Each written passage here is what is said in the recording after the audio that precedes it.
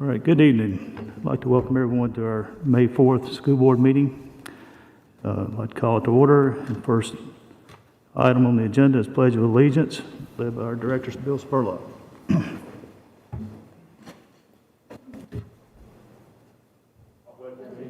the flag of the United States of America and to the republic for which it stands, one nation under God, indivisible, with liberty and justice for all.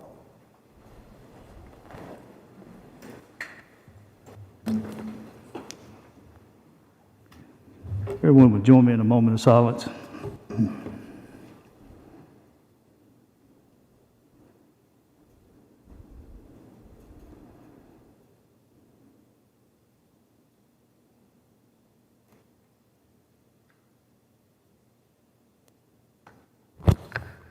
Thank you. All right. Any questions on the agenda? All right. Do we have a motion? So moved, Mr. Chairman. Thank you. Thank you, Mr. Estes. Ms. Maxwell, second. All in favor say aye. Aye. Any opposed? Motion passes. Approval of consent agenda. Any questions on that?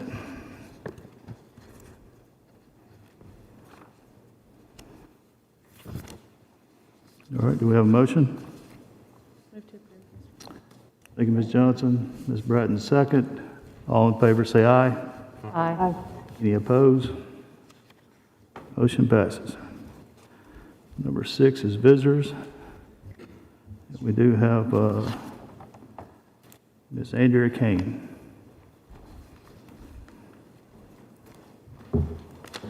Good evening. Thank you for letting me speak with you tonight. My name is Andrea Kane, 924 Cherry Street, Eagleville, Tennessee, and proud member of the Rutherford County Schools Health Services Department. We have a reputation of recruiting, hiring, and retaining only the highest skilled and educated nurses to provide the best care for our students within our district.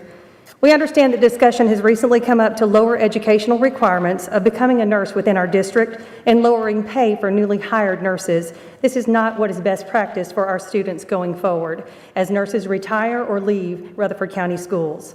Last board meeting, representatives spoke about nursing salaries. The areas addressed are simply not comparable. We are not like health department nurses. We are not like nursing home nurses. We work independently with no other healthcare professional in the decisions that we make every single day dealing with complex medical needs.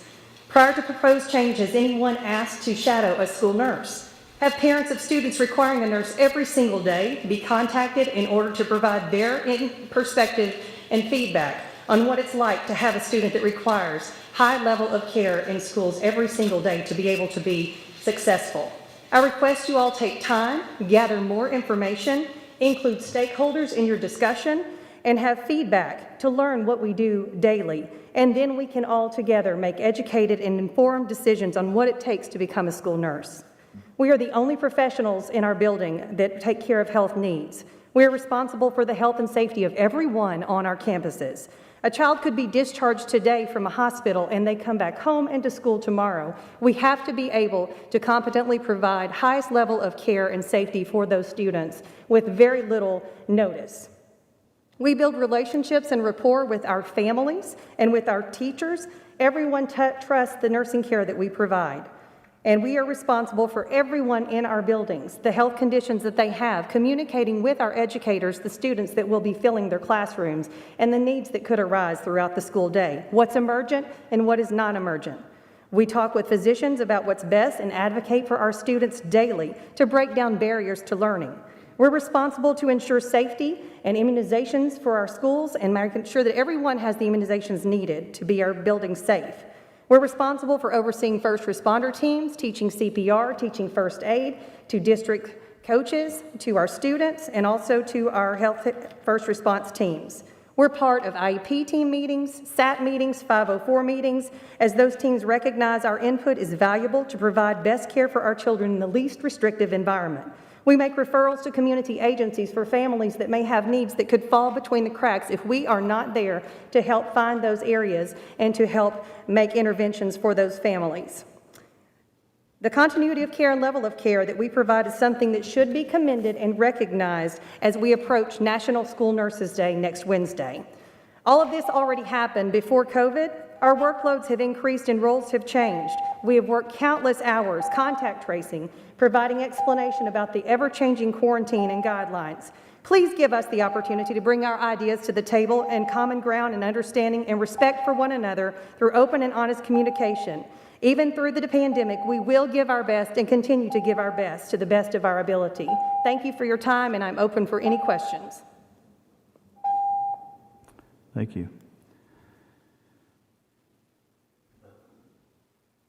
All right, moving on to number 7. All Spotlight. right, number 7, Spotlight on Education, the Stewart's Creek Middle STEM program and its accomplishments. If you come up, Dr. Murray or, yeah.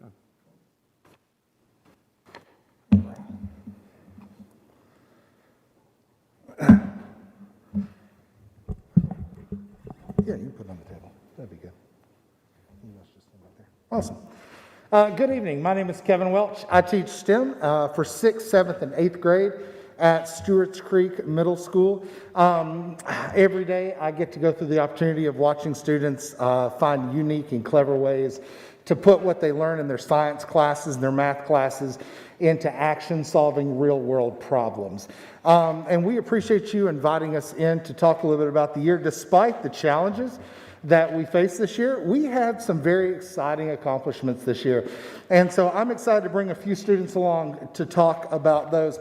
The 6 students behind me, these are all STEM students of mine. I have 3 6th grade students, 3 8th grade students. They are also in what's called my band class.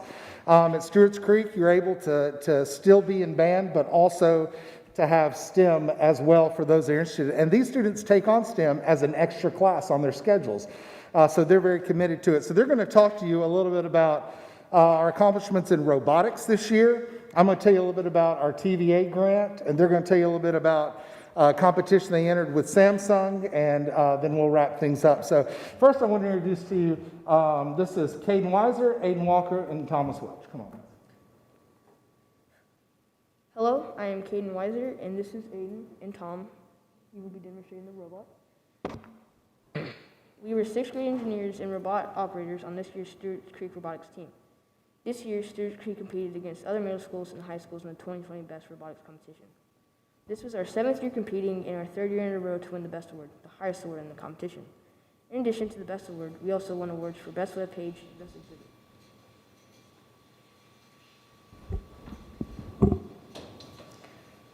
As you can imagine, there were a few unique challenges for our team this year. Despite all the modifications made to the competition and to our team, we were still dedicated to doing our best work and having a successful year.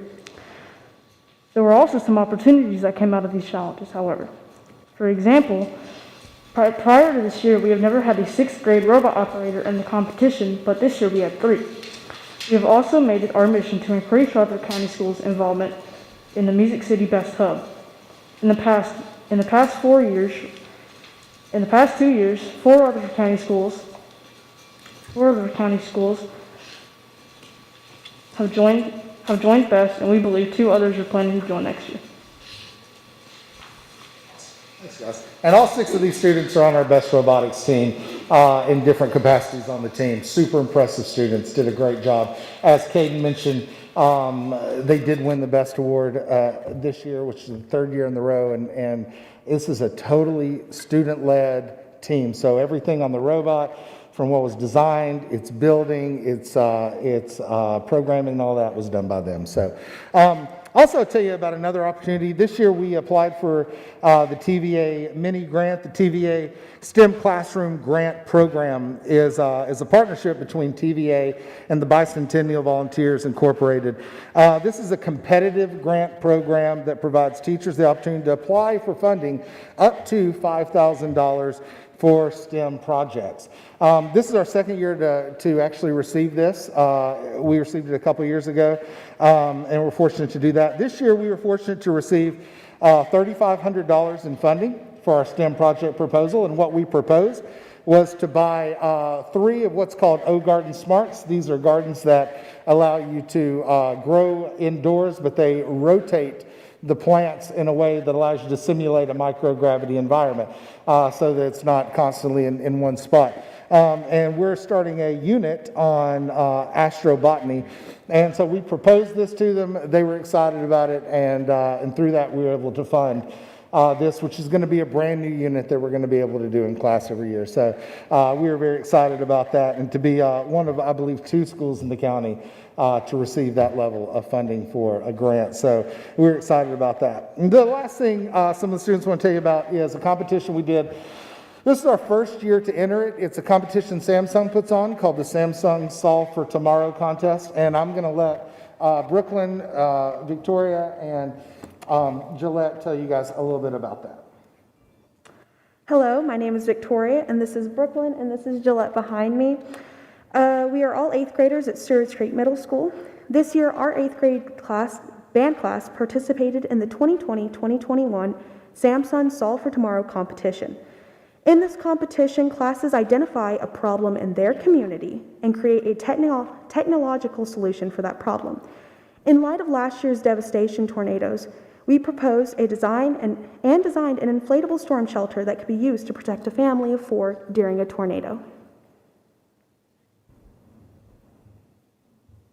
Over 1,000 applicants were submitted from middle and high schools all across America. I'm happy to say that Stewart's Creek Middle School was one of 75 schools to be chosen as a semifinalist. As a semifinalist, we were awarded a $15,000 prize package and the opportunity to create a proof of concept for our project. Throughout this process, we learned about textiles, structural design, new CAD skills, and principles of civil engineering. It was a very rewarding experience. This is a 3D model of a small prototype of what they were going to create. But I do want to brag on these students for a minute. They didn't just spend class time doing this.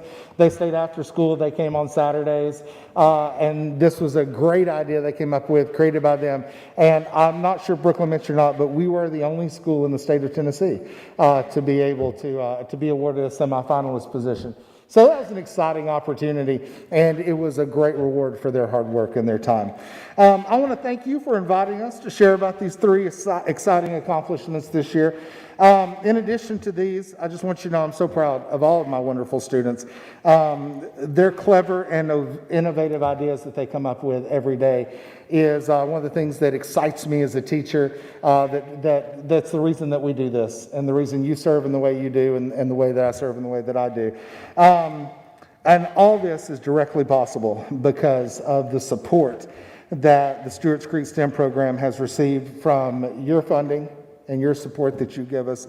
Also, the support that we receive from the STEM Resource Center that helps out STEM programs throughout Rutherford County, and also my extremely supportive administration, who's allowed us to structure an outstanding environment for STEM learning. So that concludes what we have to share with you, but we'd like to open it up. If you have any questions for myself or any of the students, we'd love to take those.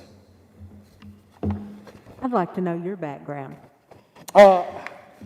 My background is actually, I spent 15 years in ministry before moving into education about 7 years ago at Blackman Middle School, and then having the opportunity to come over to Stewart's Creek Middle School with STEM. So, Interesting.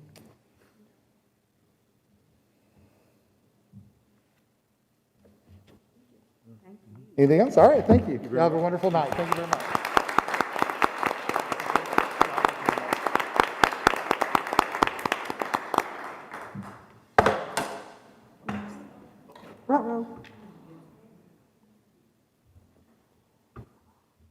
Okay, number 8. All right, number 8, before they come up, Mr. Douglas, and I'm sorry, can't remember everyone's last name, but several years back, the governor of Tennessee, Governor Haslam, had an initiative called Drive the 55, and what it's primarily looked at was people within our county that had some college credit, or perhaps maybe didn't have a high school diploma. And what it wanted us to do, to reach out and network with these individuals so that we could grow our community. Now, a couple of weeks ago, I was on an online call meeting, and you know, it kind of struck me when they talked about helping your community. We know that we're making an impact in the classrooms with our young people, but what are we doing with our community? And that's what brought us to where we are today. So I'm going to turn it over to you two guys, because you can tell it a lot better than I can. Excellent. Director Spurlock, thank you, Chair. Appreciate the time. Distinguished board members, my name is Greg Harp. I'm Chief Development Officer with Graduation Alliance. And I'm Bruce Douglas, the VP of Program Development with Graduation Alliance. Our organization was founded almost 15 years ago with one goal in mind, and that is to try to solve the dropout epidemic in the United States. Many people don't realize there are 30 million people in the United States who do not have a high school diploma, including over 700,000 just here in Tennessee. It's an economic issue, it's a social issue that impacts far more people than most of us realize. Our organization works with over 600 state and districts nationwide, over 30,000 alternative education students. Just last year in our dropout recovery programs, we served over 10,000 students. We had an average monthly credit earn rate of 0.56, so almost full-time student in high school, and then those adults who had a 0.7 monthly credit earn rate, meaning we were able to accelerate those adult students much faster than full-time. Of those 10,000 students that we served last year, we graduated over 3,300 of them. And we serve districts in California, Washington, Michigan, Arizona, Ohio, Louisiana, North Carolina, and Colorado. And now we're going to speak to our model. And understanding our model, it's really about meeting students where they're at. And we understand that these are students who can't or won't, or they're already dropped out of school. So we already know that they have some possibly significant issues with coming in and re-engaging in their learning. Therefore, it's important that the model that we set up around this student is holistic, right? So we start with an asynchronous curriculum, a curriculum that's flexible, but it's also led by a state-certified Tennessee teacher, meaning that proactively the teacher is checking in on them to make sure that they're have any questions on track, able to have, if they're going to school during the day, or I'm sorry, if they're working during the day, they're able to look at this curriculum at 2 a.m. and actually have a teacher check in on them as well. They have access to online 24/7 tutoring. So if they're doing that work at 2 a.m., they can get a hold of that tutor as well at 2 a.m. to get help on that with that support. We also provide them with post-secondary opportunities. So we want to see them beyond a high school diploma, seeing them in post-secondary options. So getting accreditations with ACE-approved courses that we have as well. So again, we put together a holistic approach around the student by providing an asynchronous curriculum, a state-certified teacher, online access to tutoring, and then also providing them with post-secondary opportunities as well. Excellent. One thing I'll layer in there is we have a role we call an academic coach. One academic coach is they're there to monitor the pace and progress of the student to really keep them on engaged and moving forward. As we've all now learned, when you're dealing in an asynchronous or online environment, having those extra support for students is very critical. And so we've known that for a very long time, which is why we developed the program the way we have. I did provide a number of case studies for you. I will not go through all of them this evening, but happy to answer questions and dig in. The closest program we have designed the way Tennessee is designed, in that districts are allowed to run programs for adults that are funded by BEP programming. It's very similar to the way Kansas is set up. So we launched the program in Kansas with a school district called Central Plains. I know Director Spurlock spoke with Superintendent Clark about the program. We're averaging about 80 students per month that we're enrolling. This month we enrolled 94 new students across the state of Kansas.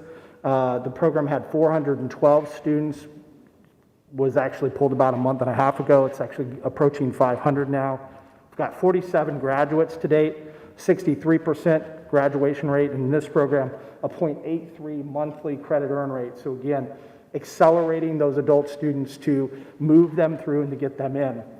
In Ohio and Michigan, we also have very significant adult programs. In Ohio, they're run through partnerships with 7 community colleges. In Michigan, it's run directly through the state's workforce agency.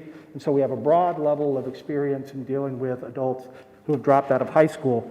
And I'm going to direct you to the last page here, and I will leave you with this data, because this is really what it's about, and this is what it is we're trying to do. And Director Spurlock talked about trying to help the community. So I'll just put a little bit out, and I will also point out that this data was pulled in the middle of a pandemic, which makes us very proud because we were able to take unemployment from 29.8% for those students who entered our program to 18.5, increase the hourly wage by $1.89, and 13% of respondents saw increases of over $5 per hour in their wage. I also love this one. It's one of my favorite stats, is from students who started in our program until 6 months after they graduated. So all this data is just 6 months after they graduated. There was 11% increase in those who had access to full-time health care benefits. That's also going to include like 401k, those types of things. So what it's telling you is that we're taking a student, getting them that high school diploma, and being able to get them a sustainable wage job so that they can be productive members of society. I'll pause there for any questions that you might have. You know, one of the things that when we look at our students, you and I talked about it when we were meeting, and is in the 60s, the Great Society of President Johnson, who provided the Head Start program.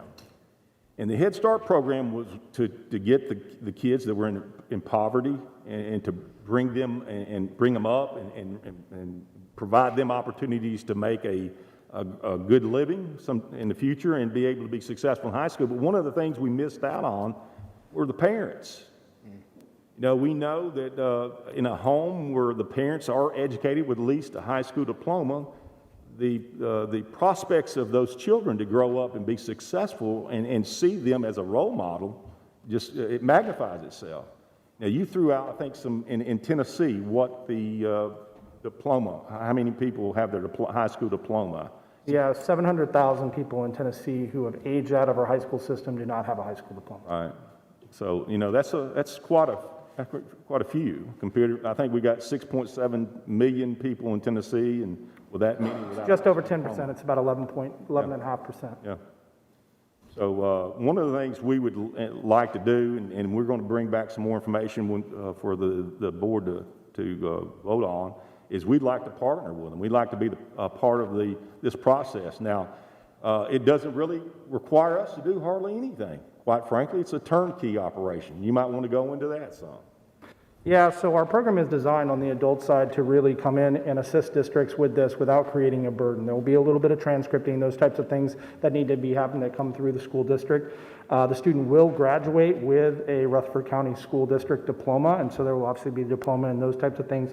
But other than that, it really is something that we carry the load for and help you do. We're experts in it. This is what we do every day, is helping find and engage students who's disengaged and do not have a high school diploma. So as the director said, we do basically everything. We provide all of the supports, and then really the school district becomes someone who helps us with paperwork and those types of things to make sure that we're, and oversight is obviously critical here as well, because it will be a Rutherford County high school diploma. So that does mean that it is aligned to the state standards and then aligned to Rutherford County Public Schools district-aligned curriculum. Great point. That was one of the things that we had the conversation about, and I had spoken to the superintendent and I guess she was the director at the community college. Yeah. And both of them mentioned that's very important, that we see the standards, that they're aligned to the state standards and aligned to what we're teaching here. Now, currently, Dr. Martin, are you here? How many do we have currently in the adult high school? Right over about 200 that go throughout the entire school year, but it's nowhere near what our community need would be. And I think the age is different, a little bit different. I think y'all kind of look at the like in the late 20s. Yeah, so our average age is in the late 20s, actually. We focus on students, who are workforce age, so 18, but typically they tend to be upper 20s, but as old as 40 as well. Mm-hmm. And to your point earlier, I'll just build on, Director, is that the biggest correlative factor between a student who doesn't graduate from high school is their parent not having a high school diploma. It is also the second causality of being incarcerated as a student is not getting your high school diploma.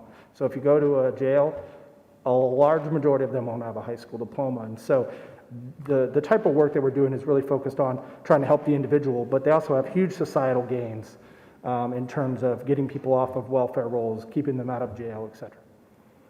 And, you know, going back to what we said, we're not the small community that we once were. You know, they predict by I think it's 2026 that will be larger than Chattanooga as far as population is concerned. And by 2040 will be larger than Knox County. So these kind of programs need to exist in communities that are becoming larger so that we can meet the needs of all people. Absolutely, and it really comes to the workforce. You know, in order to grow a community and to keep a community growing profitably, the way they are, profitably is not the right word, but, you know, positively, you need to have a workforce that's educated and skilled, and that is only getting, you know, more and more. And so a lot of the workforce credentials we offer, for example, in manufacturing and construction, feed the jobs that are high demand in the communities that you serve. And so that's another key piece here, is creating a workforce that is prepared to attract the companies that a county like Rutherford County wants. And again, while we're on the funding, this is cost neutral because we trigger BEP funding for the students. So as we're all thinking about cost for this program, this is a cost neutral program because the funding is triggered through the BEP to support the student.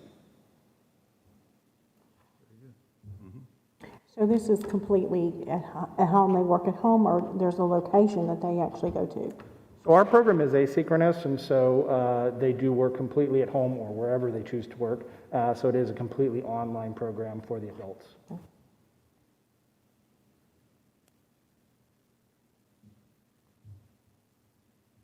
Any questions? Thank you for your time. We really appreciate it. Thank you. Thank you. All right, number 9. All right, number 9, curriculum instruction found on tab 2, Title II funds for supplementary K-5 science social studies specialists. Rutherford County Schools currently funds one science/STEM specialist position that works with all K-8 schools. This specialist supports the instructional work of the science teachers in these 36 schools. For the 2021-2022 school year, Rutherford County Schools would like to use Title II funds to add one additional K-5 science/social studies specialist position to work and provide training for elementary teachers and administrators in our 25 buildings.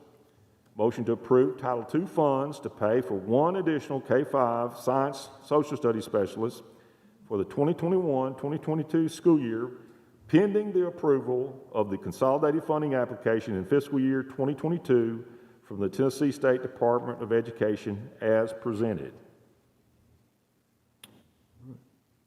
Have any questions? Yes. The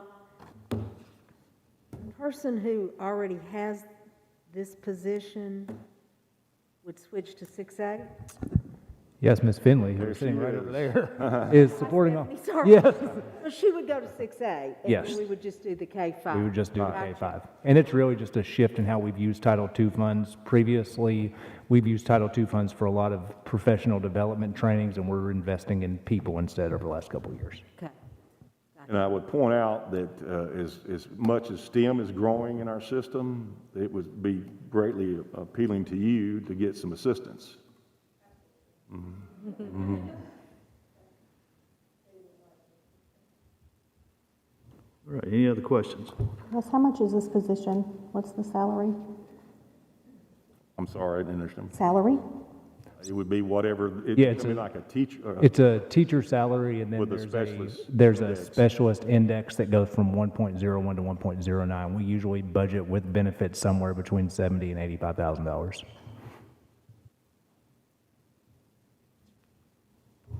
Any other questions?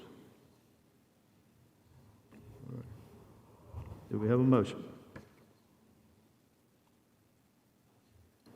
I move to approve. Thank you, Ms. Bratton. Do we have a second? Thank you, Ms. Moore. All in favor say aye. Aye. Any opposed? Motion passes. Number 2. All right, number 2 is a social studies specialist position for 612. Beginning the 2021-2022 school year, Rutherford County Schools would like to add a district secondary social studies specialist. This position will work will support the work of social studies teachers in grades 6 through 12. Approving this position would provide all core content subject areas in the tested area in grades 6 through 12 with a specialist. This position would be pending budget approval. Motion to approve District Secondary Social Studies Specialist for the 2021-2022 school year, pending final budget approval. One of the things I will say is the social studies and the history, U.S. history tests are very rigorous. And typically, Dr. Sullivan and I had a conversation about history teachers in high school. How many of you can remember your history teacher in high school? Probably remember them because they made it exciting, right? Well, that's what we want to do for all of them, make it exciting for them. And some of us maybe had a history teacher that perhaps was that lectured a lot, So what this position would do was be able to not only work with the content, but also work with pedagogy. And without this, I'll be honest with you, it's going to be a struggle. We do have some fabulous history teachers and social studies teachers in our system. But keep in mind as the ones retire that have all this, knowledge and have all this experience, the young ones will come in and they will need that assistance that will come to them with this position. Any questions? Social studies is still attested. Yes, ma'am. It still counts Yes, ma'am. on our score. That's what I thought. Mr. Chairman, I have a couple of questions. I'm sorry. Mr. No, Chairman, I'm please. finished. It's okay. First of all, what are we looking at as far as impact to the budget for this, to fund this position, total with benefits? Yeah, this once again, this goes back to a teacher's salary with a specialist.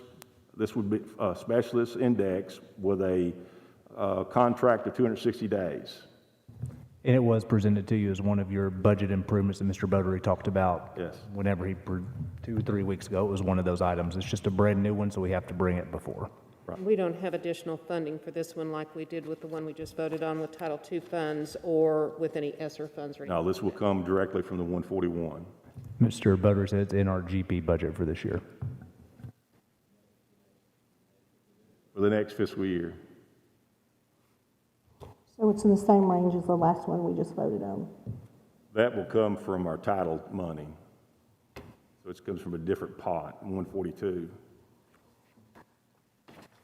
Do we already have, because it says would like to add, do we have a district secondary social studies specialist in place already? We do not. Okay, so this is a new position. Yes, ma'am. All right, thank you. Any other questions?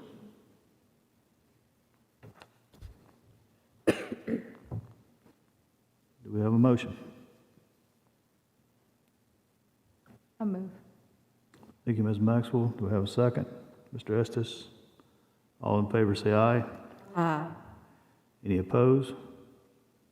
Motion passes. All right, this number 3 is of ESSER 3.0 funds for district counseling supervisor for the 2021-2022 school year. Rutherford County Schools would like to use ESSER 3.0 funds to add district counseling supervisor. This position will support the work of the school counselors in all 49 of our schools. I think on one of those tabs there's a job description. Dr. Anthony or Dr. Sullivan, would you like to go over some of the requirements, some of the duties that will be taking place? Right, so probably the biggest area that we are needing is somebody just to collaborate the efforts of all of our school counselors. Currently, Dr. Martin handles our school counselors, but she is also the secondary coordinator and currently the secondary social studies specialist. And our school counselors, especially with the interrupted instruction, need that one person that is truly their content area that is supporting the mental health of our students and that can advocate for our needs in our schools. That is an area that we know we are needing to improve, and just to have that voice and that advocate, they're also going to be then leading the PD and the training sessions to make sure that we are giving our students what they need. Mr. Bodery, do you anticipate us carrying this over the ESSER funds after this fiscal year upcoming? We could carry it over to the ESSER 3, and then, of course, after that, we could then bring it to for 141 as we ease that into the general purpose school fund with growth funds coming in. Now, when is the completion of the ESSER 3? What's the date on that? 2023? 24. 24? Yes, sir. So we would probably carry that over after 2 years or 1 year? That would, yes, sir, that could be a plan for the board to bring in, like I said, bring it to the General Purpose School Fund. All right, motion to approve the ESSER 3.0 funds to pay for the district school counseling supervisor position for the 2021-2022 school year pending the approval of ESSER 3.0 grant application from the State Department of Education as presented. All right, any questions? Mr. Chairman, I don't know so much, well, I guess it is a question. I don't have a problem at all with this position. I think it's probably very much needed. But it does sound like when you talk about someone that we're going to be hiring to supervise all of this systems, counselors, it sounds like a very big position.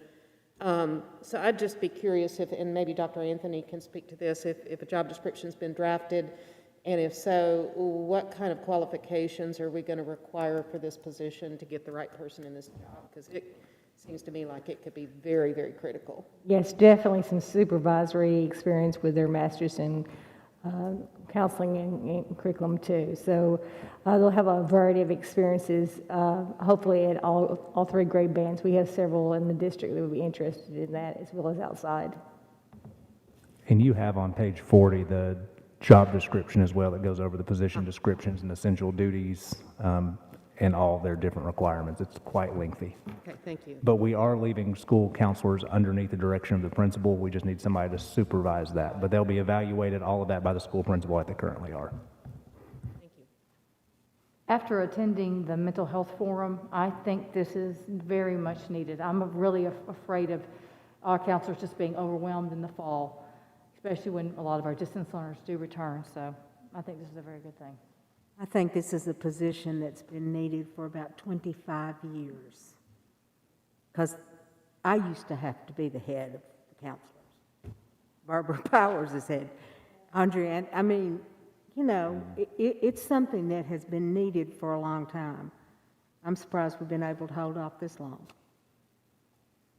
All right, so do we have a motion? I move. Thank you, Ms. Maxwell. Do we have Ms. Moore? All right, all in favor say aye. Aye. Any opposed? Motion passes. Number 4.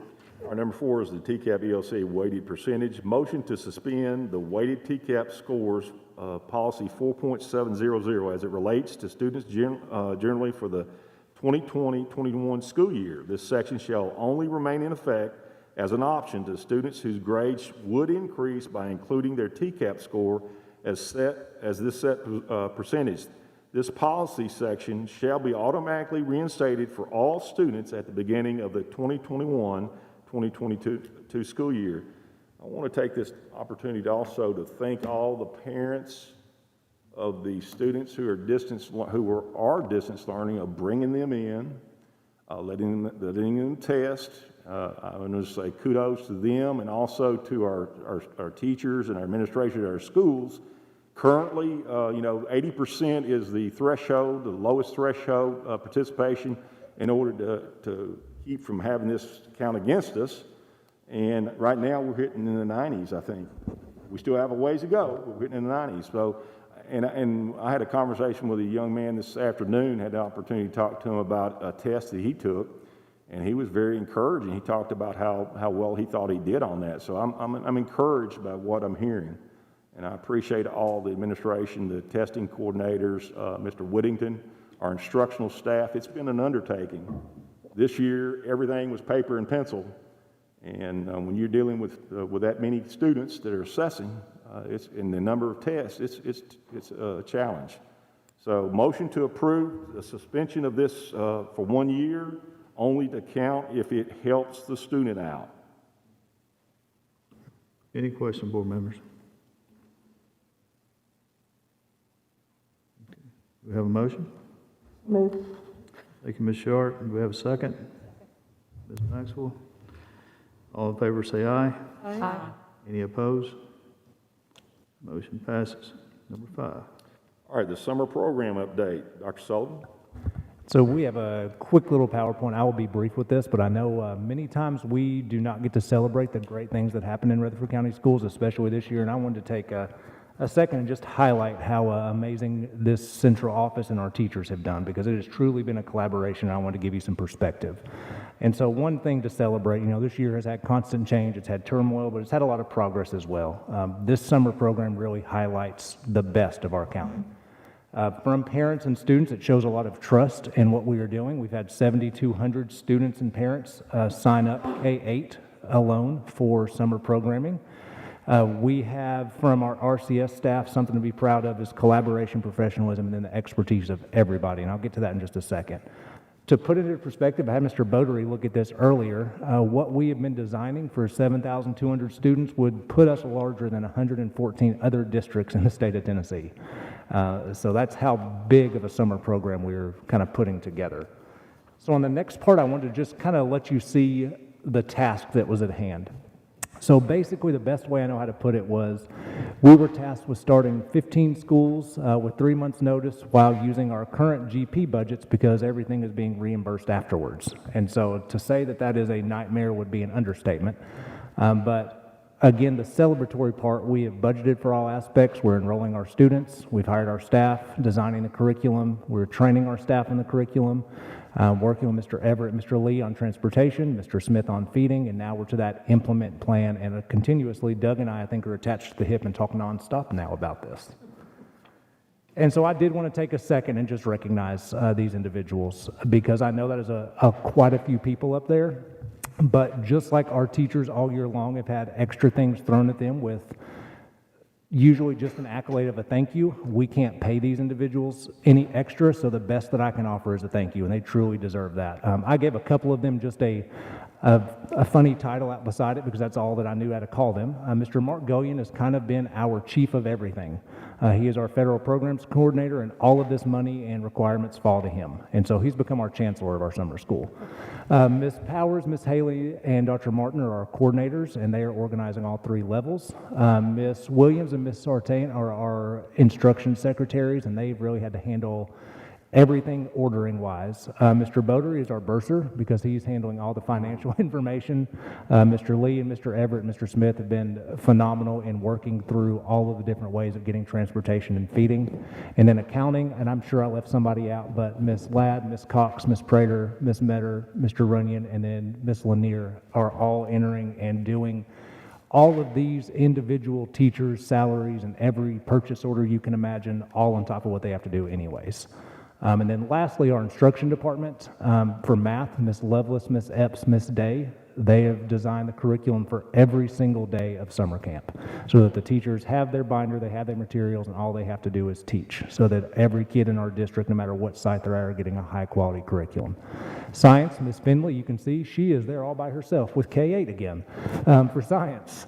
ELA, Ms. Kegler, Ms. Davis, and Ms. Hayes, and Fine Arts, Ms. Halford, and then a lot, of course, with intervention, Ms. Lamans, Ms. Fox, Ms. Kasabowski, Ms. Hall, Ms. Williams, and Ms. Parker. And then it can't go without saying it, we tried to keep as much as we could off of the school level, but they had to be involved in looking at each kid that enrolled and applied and going on a waiting list and working with the schools and whose school are we using, how's that disrupt your summer programming for cleaning floors. I mean, it truly has been a district-wide celebration. So I appreciate you giving me about 3 minutes to celebrate them because they truly did an outstanding job in working through this. I have a sample just over here as you leave and walk out of what one day looks like.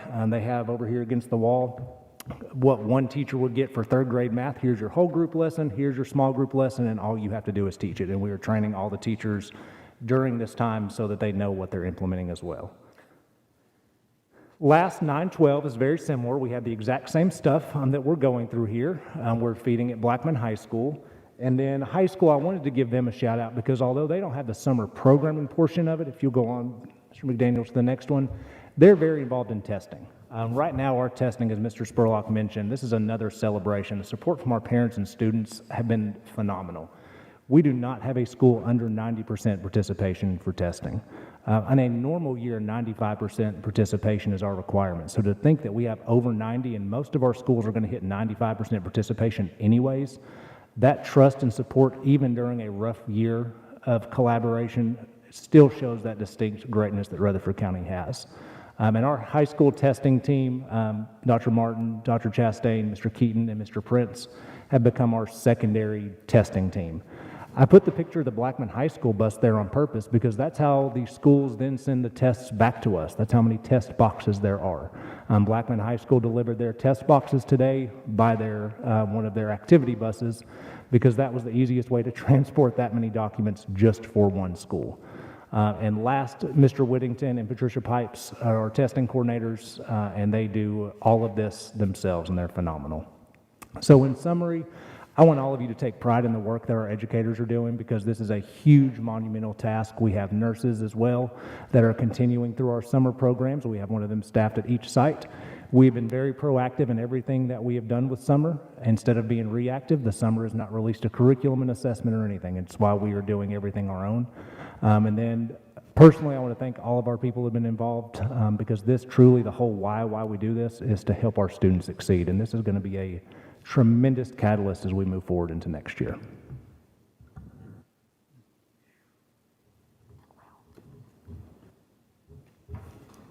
All right, number 10. All right, number 10, policy committee recommendations. They're found on tab 3. The following policy changes, additions, and deletions are recommended for adoption by the board on a second and final reading.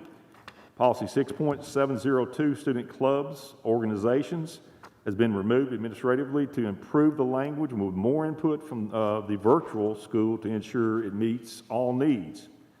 1A, policy 1.700, school district goals, amended to add diversity hiring as required by the State Board of Education, policy 5.700, and state law. Small language adjustments to mirror TSBA model policy. B, policy 4.605, graduation requirements, updated to reflect Rutherford County Schools' standing 23 credit requirement rather than the state minimum of 22 credits. C, policy 5.100, personnel goals, amend to add diversity hiring goal as a required by the State Board of Education in policy 5.700 and state law, small language adjustments to mirror TSBA model policy. D, policy 5.100, compensation guides and contracts, clarified bar on double payment to coaches. And I want to let Ms. Page kind of explain that a little bit. Sure. Historically, we have different stipended opportunities for our coaches as they pick up different positions, and that can include a head coach and an assistant coach in some of our teams. In the past, we would have sometimes a period of shortages for assistants or head coaches, and one person would be doing both tasks. They would be the coach, and they wouldn't have an assistant. And in some cases, that person has collected both stipends. As you can imagine, while we understand that you might be doing more work, it also disincentivizes hiring that assistant for that person. So we want to just make it clear across the board that you need to just do your role and hire that assistant. In the past, that was attempted to be removed. Mr. Tackett's made this a goal to get this cleaned up. And I think this should help make sure everyone's fair and we are well staffed for all of our sports teams for our students. Thank you, Ms. Page. Policy E, policy 6.204, attendance of non-resident students, amend to allow out-of-county students to apply to the virtual school. F, policy 6.300, code of conduct, amended to add requested offenses and clarify zero tolerances in off-campus criminal behavior. G, policy 6.303, interrogations and searches, returned ability for law enforcement to exclude administrators when appropriate from interrogations.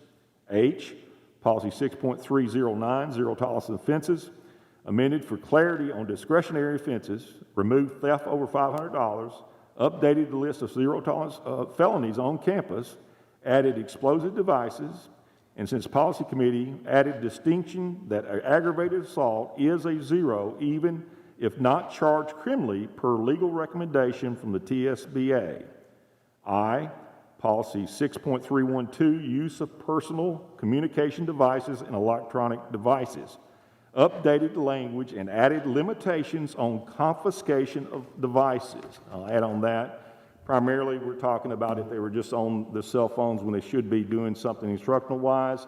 We're not talking about anything that may be on the phone that is criminal in nature. J, policy 6.500, special education students, amended to clarify procedure-making expectations and authority. Motion to adopt the policy changes on second and final reading as presented. Do you have any questions? All right, do we have a motion? Move to approve. Thank you, Ms. Breton. Second. Ms. Johnson. All in favor say aye. Aye. Any opposed? Motion passes. Number 2. Our number 2, Rockville High School Pepsi contract. Rockville High School requests approval of the attached contract with Pepsi Cola. Under the agreement, Pepsi Cola would pay Rockville High School $5,000 per year for up to 5 years. And I think we need to change that, Doug. On the 5-year thing, I thought we changed that. Ms. Page, would you like to? Sure. The contract is a year-to-year contract with the option to renew up to 5 years, so that should keep us from having that problem with that statute. All right, so we're asking for, that can be renewed each year, up to 5 years, okay? That's what we probably would have put in there. And allow a percentage of the sales go to Rockville High. In exchange, Rockville High will exclusively offer Pepsi products. Rockville High had previously had Coke contract that had ended due to the better rates on sales offered by Pepsi. Motion to approve the Rockville Pepsi contract as presented. Okay. Any questions? Do we have a motion? So moved. Mr. Estes? Second. Ms. Johnson, second. All in favor say aye. Aye. Any opposed? Motion passes. All right, number 11. Our number 11, financial matters found on tab 4. This is for Fund 141, fiscal year 2021. A budget amendment, budgets approved by ESSER 2 federal funds to reimburse the general purpose school fund for previous expenditures already realized from COVID-19 pandemic. Items such as additional cleaning supplies, substitute costs for the COVID leave, as well as already recognized costs for COVID leave, employee leave, and the early year transfer of $1.5 million of local funds to support student nutrition services during this pandemic, which will be reimbursed with these funds. Motion to approve the fiscal year 2021 budget amendment to reimburse the general purpose school fund for current fiscal year additional costs brought about due to the COVID-19 pandemic as presented. Okay. Any question, board? Do we have a motion? Move to approve. Ms. Braden, a second. Thank you, Ms. Maxwell. All in favor say aye. Aye. Any opposed? Motion passes. Number 2. All right, number 2 is the resolution to transfer funds from the general purpose school fund to the federal project fund for cash flow purposes. Motion to approve the resolution to transfer funds from the general purpose school fund to the federal project fund for cash flow purposes as presented. And I'm assuming this is ESSER 2, right? It'll be to provide cash flow for ESSER 2 and then ESSER 3 as it comes in later this calendar year and the next fiscal year. About 10 years ago, this board approved, along with the county commission, approved a transfer of $1 million from the general purpose school fund to the federal projects fund.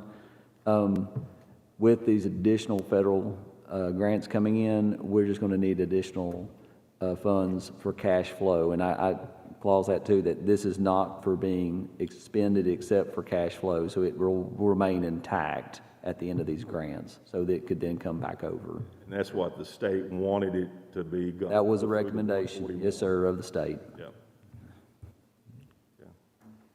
Any questions? Okay, do we have a motion? Thank you, Ms. Johnson. Do we have a second? Second. Ms. Bratton, all in favor say aye. Aye. Any opposed? Motion passes. Number 3. Our number 3 is excited to get Mr. Smith up here. Report on operations of the Rutherford County School Nutrition Department during COVID-19 pandemic.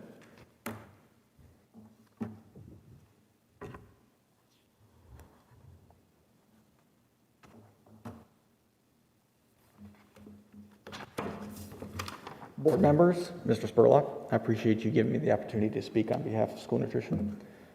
In front of you guys, there are red and green folders. They have the data that I'm going to go over with you.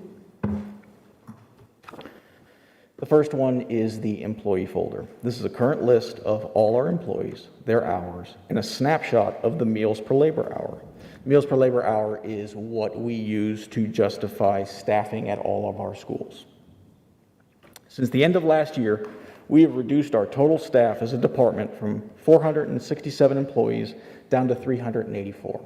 This reduction has been only through attrition. I would like to thank Mr.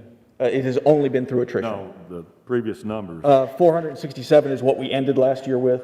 Currently, we have 384. I'd like to thank Mr. Spurlock for his recommendation to centralize the school cafeteria personnel. I would also like to thank the board for approving it. With this change, we've been able to modify the way that we staff our schools. We first focused on moving employees from schools that were hardest hit by students choosing to distance learn and those schools who heavily relied on a la carte. These employees were moved to schools where we were more desperate for staffing. This was a tremendous benefit for my department. Around the time that this was going on, we had multiple positions open with virtually no applicants. Without being able to move these employees, I do not know if we could have kept the cafeterias open. Behind that, we have our meals document. The meals document shows the total meals that we have sold from 3/13 to 3/31/2021. This year, we have sold just under 4 million meals, and we are on pace to finish just under 5, not including summer feeding. This is with anywhere between 10 and 40% of our students distance learning, depending on what time of year it was. We are still feeding all children 18 and under, and we will continue to provide weekend meals for all those families that need them. The second sheet has the total meals served year-to-date by site, as well as the a la carte revenue that has been generated. This June, we will be employing 130 staff members across 20 sites, 15 of those being the summer learning camps. I'm also happy to announce that the USDA has extended the option to school districts to run seamless summer option for the 2021-2022 school year. This means that our students will continue to receive breakfast and lunch next year at no cost to the students or parents. Parents will still need to apply for free and reduced meals for the extra benefits that come with the application. Finally, we have the labor doc. This shows by site the total employees and the hours per site. We've broken this down by elementary, middle, and high. Including with this labor hours doc is a snapshot of 1 month of ordering from our food and non-food vendors. This was the information that we used to justify the move to take our cafeteria managers and move them to a salaried position. Before I open to any questions, I would like to brag on my department a little bit. Our employees were the first department to transition to the electronic timekeeping system. We converted all 46 schools over 1.5 months. I would also like to emphasize that our department stayed open the entire time last year during the pandemic. We had sites serving breakfast, lunch, and weekend meals for all needy families. Lastly, when we had entire schools shut down due to COVID-related issues, our staff members, without complaint, transitioned to other jobs when the help was needed. We had cafeteria staff members step up to fill gaps in custodial, assisted teachers in a modified EA-type role, and helped in the main offices where needed. Thank you for giving me the time to speak on behalf of my department.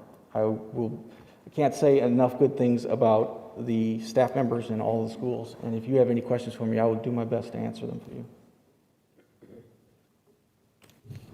I have a question. And thank you very much. very detailed presentation. So with the reduction in staff that we've had in your department and the anticipation that we're going to come back full blast this fall with very good distance scores, everybody, how's that going to impact cafeteria services? We've lost that many staff members. When the people come back, we will look at everybody on the same scale. Everybody is generated by meals per labor hour. So if the meals being served bump them into the needing to hire employees, we will have positions ready to be open so that employees can come in and get hired. Our staff members are extremely flexible, and they have worked short staff before. We've had anywhere between 20 to 50 employees a week out because of COVID and still running cafeterias. So our ladies and gentlemen, they know how to run short-staffed. If they've got to wait that 2 weeks till we can hire somebody to help them, transition with an influx of new employees coming, or I'm sorry, new students coming in. Have you looked at any historical data on meals per labor hour prior to the pandemic? Like 2018, 19? Yeah, traditionally our meals per labor hour were pretty low.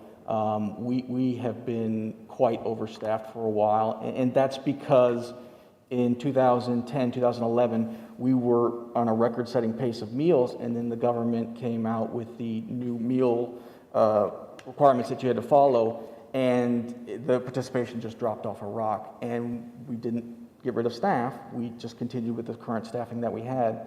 So we were overstaffed because participation went down, and we've slowly built participation up, over the last 10 years, but we were still overstaffed as a county.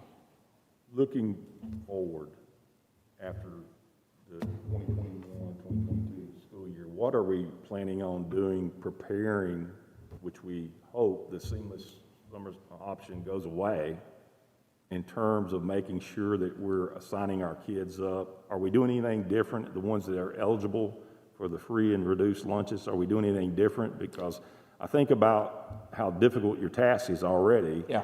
And I think about extending this for everyone to eat. It's going to be difficult to get them signed up, but you did it this year, though. It is. And me and Doug and Mr. Evans have actually talked about a plan, because we didn't know that this was going to be extended, and we were assuming that parents were going to have to sign back up when everybody were going to fall off in October. So we had actually come up with a plan of how are we going to get that outreach to the parents to let them know that we have to encourage all these parents to sign up, because not only does it help the parents for things like the reduced field trip funds and basketball and all that stuff, but we as a district also need those parents to sign up, because that's where Title I funds come from, sorry. So we have talked about it. We do have a plan in place, and I'm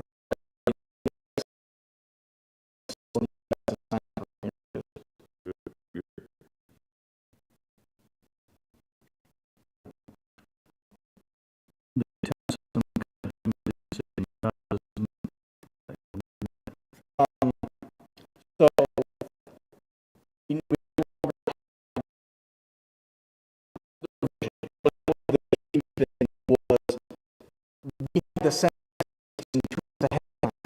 So we were sending in 487 sheets a week, and then by the time the sheets were processed, there came 150 revisions on top of that, and that was telling the ladies in finance. And now we know exactly when the person gets there, exactly when they leave. There's no question about time. It was a tremendous saving of time personnel-wise. Have you been able to put a number with that, or? What's that? You've been able to put a number with it as far as maybe cost savings? I have not, but I know Mr. Beaudry looked at it really. I can tell you it has been a tremendous, but you guys will see that when the rest of the county transitions over. I understand you guys picked up very quickly, too. I mean, kudos to your workers. Yes. It was about 2 weeks.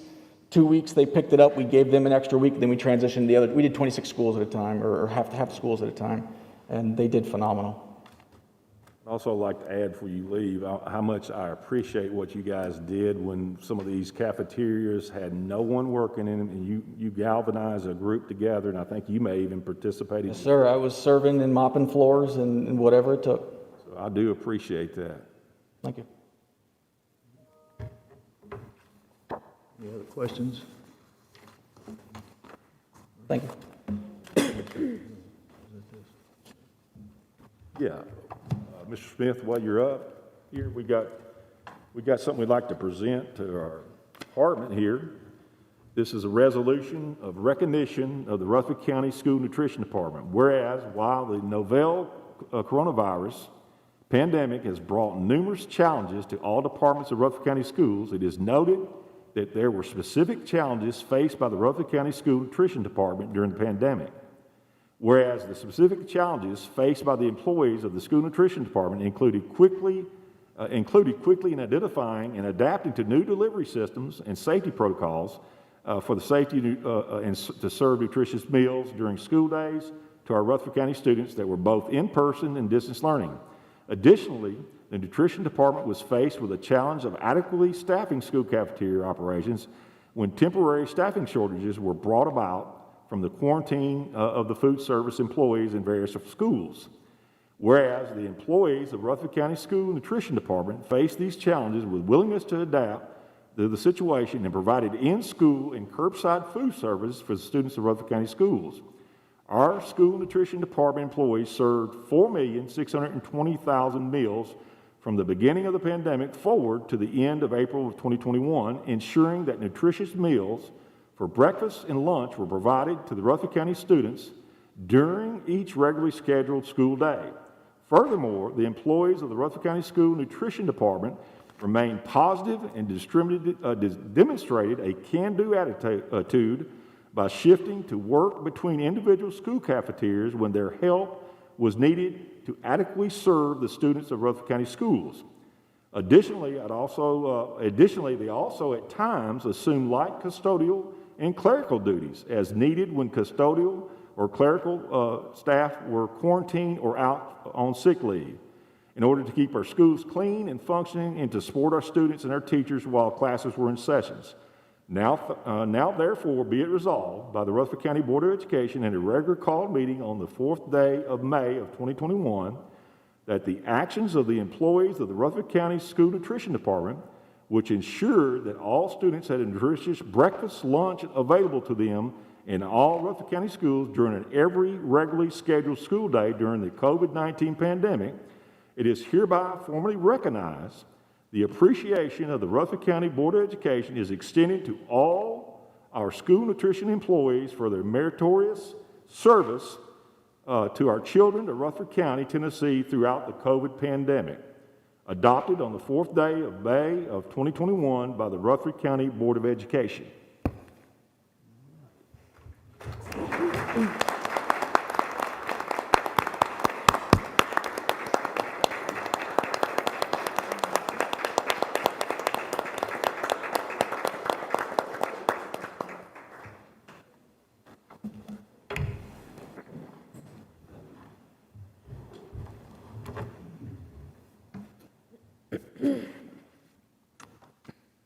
All right, number 4.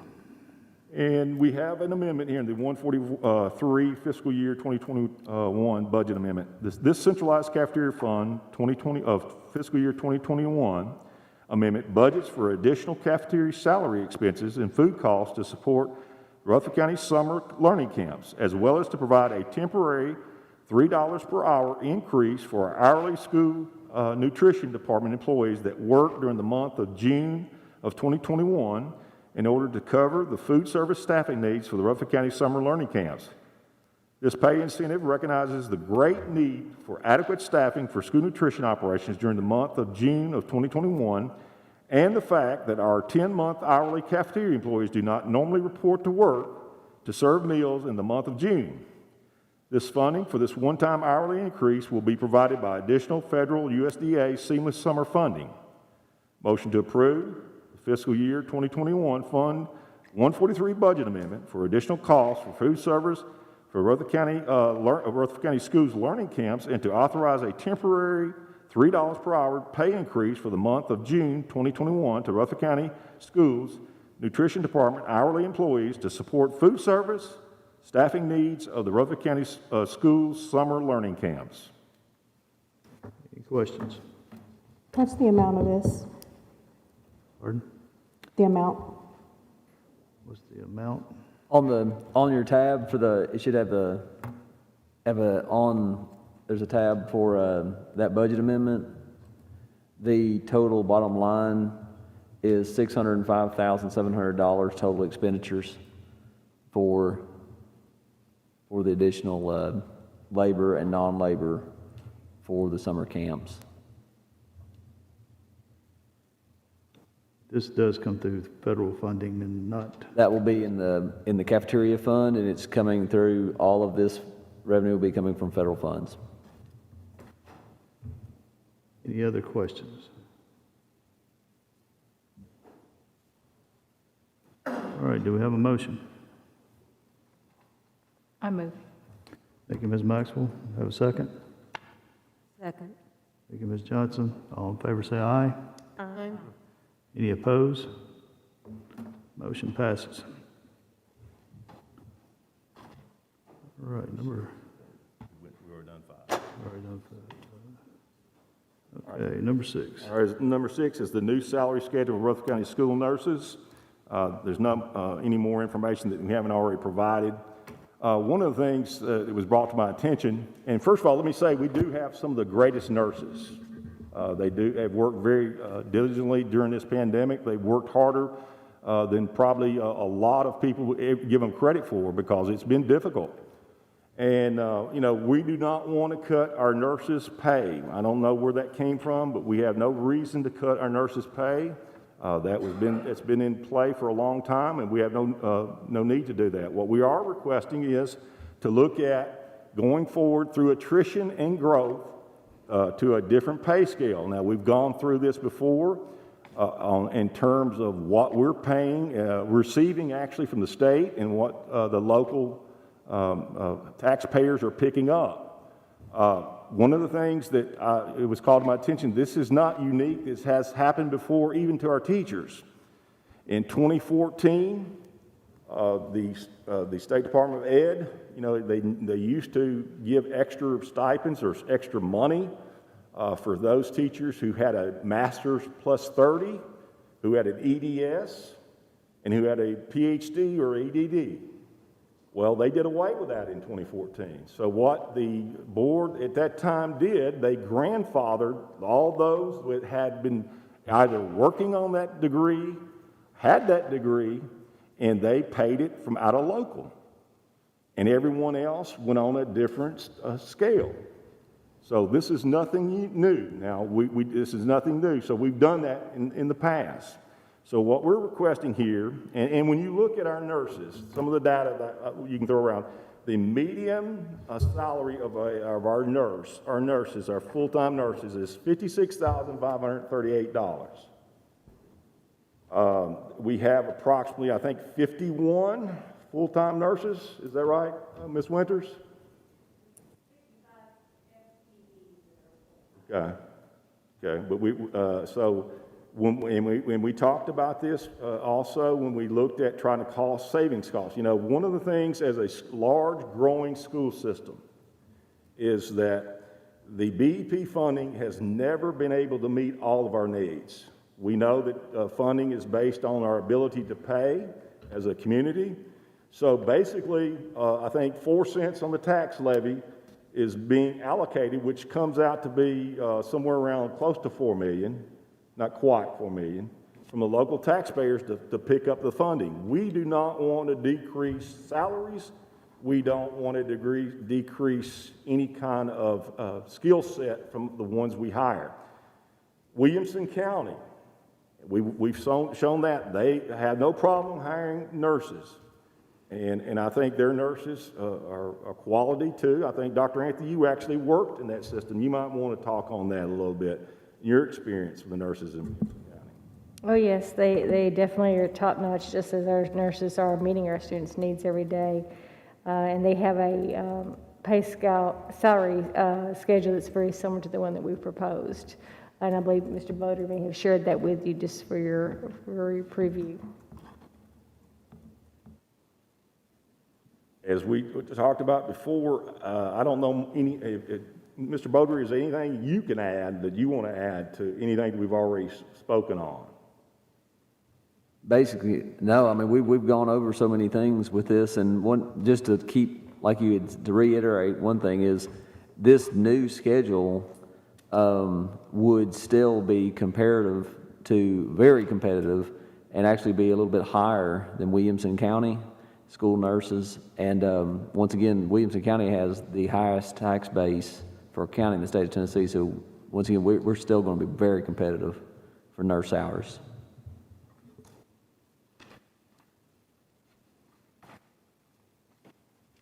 All right, motion to approve the proposed salary schedule for school nurses with grandfathered terms that are listed above as presented.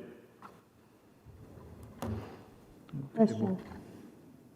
How did this make it back to the agenda when it was tabled?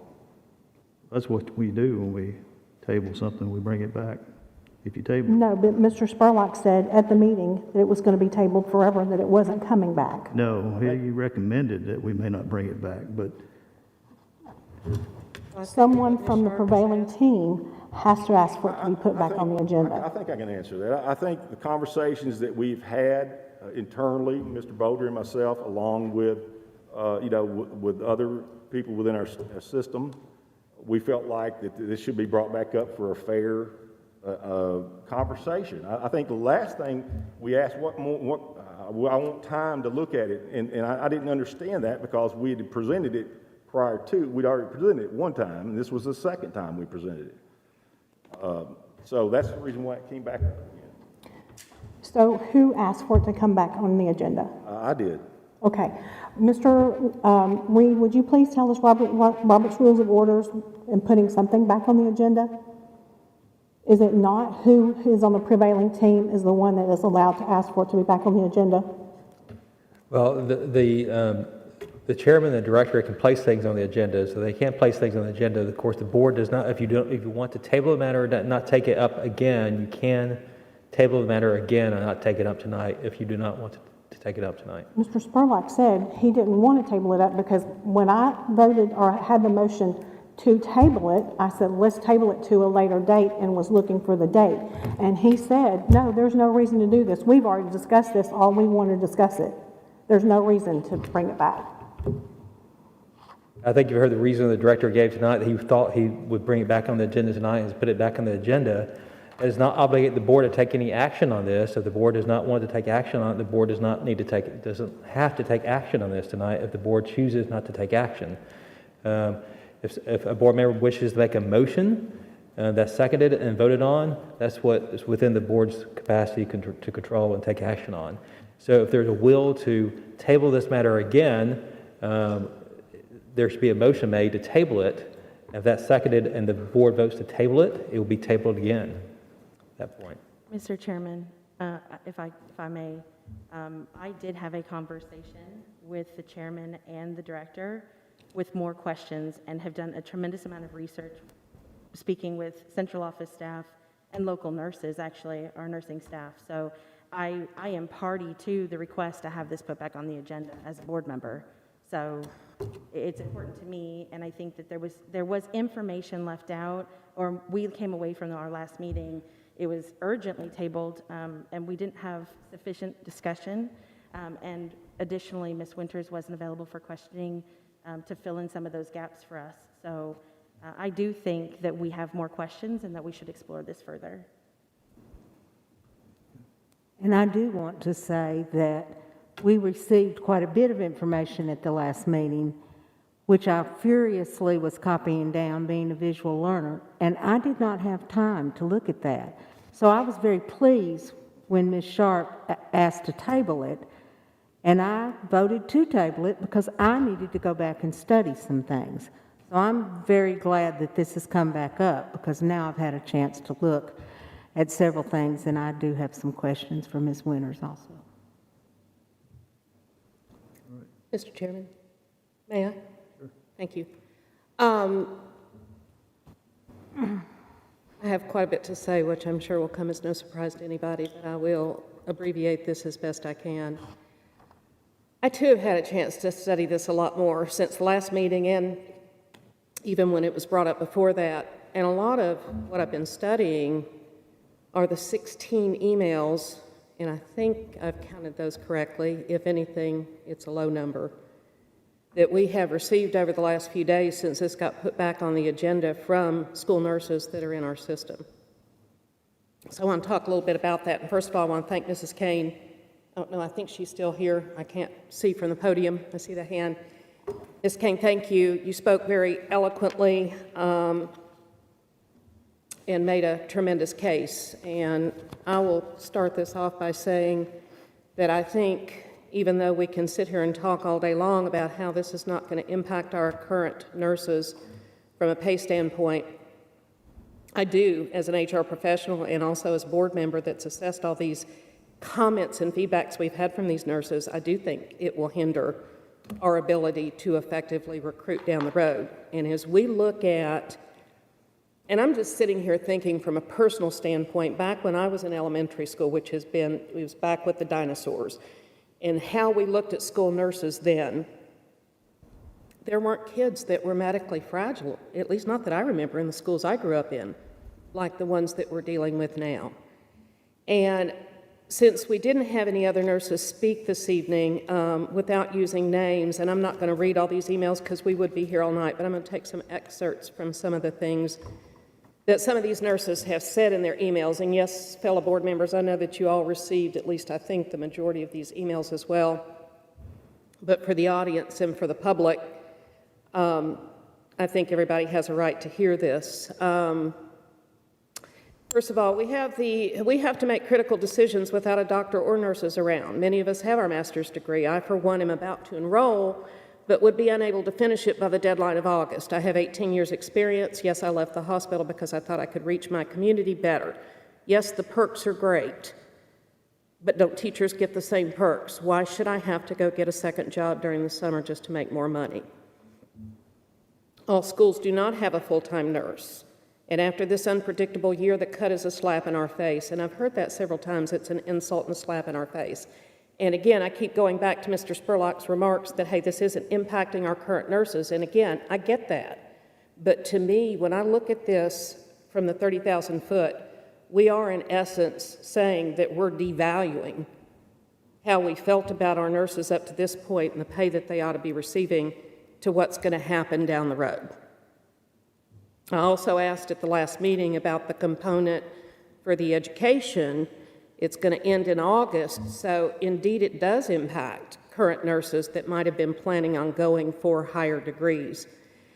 And one of the nurses made a comment, said the lady from Human Resources that spoke about salaries was informed, but has no idea what school nurses do. Did anyone invite her to come speak and come job shadow a school nurse, which, by the way, I think we have a number of them here in the audience tonight. And ladies, I don't think there's any gentlemen. Ladies, I appreciate your being here. I'd like to come do that one day if that's possible, because the more I'm reading these emails and I'm hearing about the things that you guys have to do day in and day out, the medical decisions that you're making, the responsibility on your shoulders, I agree. I think it's an insult that we would devalue in a time such as this that you guys have just walked through with the things that you've had to do in the wake of this pandemic and throughout the entire thing.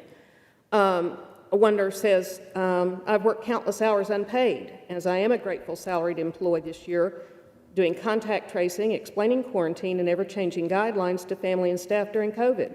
I wasn't required to do this, but I did it as I feel connected to my community and want to do my very best to make sure we're able to keep our buildings open. Working in education seems to be counterintuitive that we would no longer encourage the pursuit of education.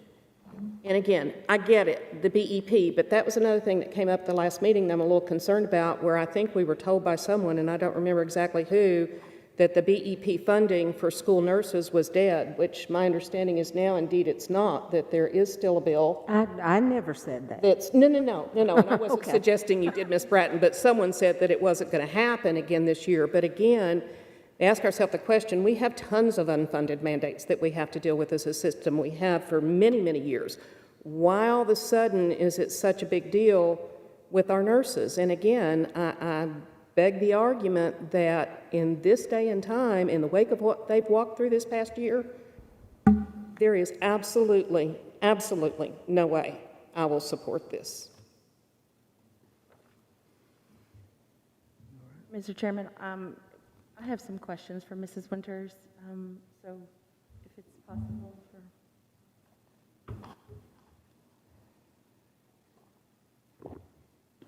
I want to first say that I deeply appreciate our nurses.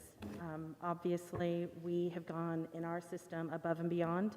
I do not believe we are state mandated to have a nurse per school. So that we do have one is wonderful. I don't think we've gone far enough, honestly, and that's something I'd like to talk to you about.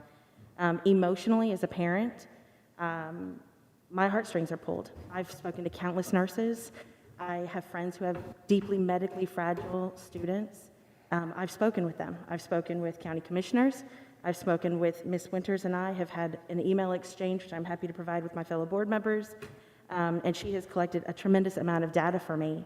So as a board member, I am responsible to make very tough decisions. I am responsible to evaluate budgets, which we've done for every department, and make the best decision possible. In looking over the comparison, I have some questions. Yes, ma'am. I have heard from countless nurses, as Ms. Moore has pointed out, that they are overloaded. They have too many caseloads. I think one of the teachers that I spoke to verbally on the phone for several hours last night said that she has 25 encounters in her school, in her elementary school, in a day. In that scenario, are we not providing our nurses with additional support, whether that's a floating LPN, or that's an additional RN associate? And I have done a lot of research, and the nurses have helped me tremendously understanding the difference between the associate, the LPN, the 4-year, the master's. Exceptional education's important, and they clearly go the distance with that. Can you help me understand how we meet those needs for those overburdened nurses with our deeply medically fragile students? We have a pretty elaborate procedure grid that each nurse completes for their school. And it lists the times that every procedure, medication is scheduled. Those play heavily into how we staff. I do the staffing. I know that there are 3 or 4 schools that if there wasn't a second pair of hands most days of the week, those nurses would just be drowning. They would literally just be jumping from one have to do to the next and not be able to look at big picture things, respond to parents, do any education. They just have to snap through everything. A day or two like that is fine. Everybody understands being busy.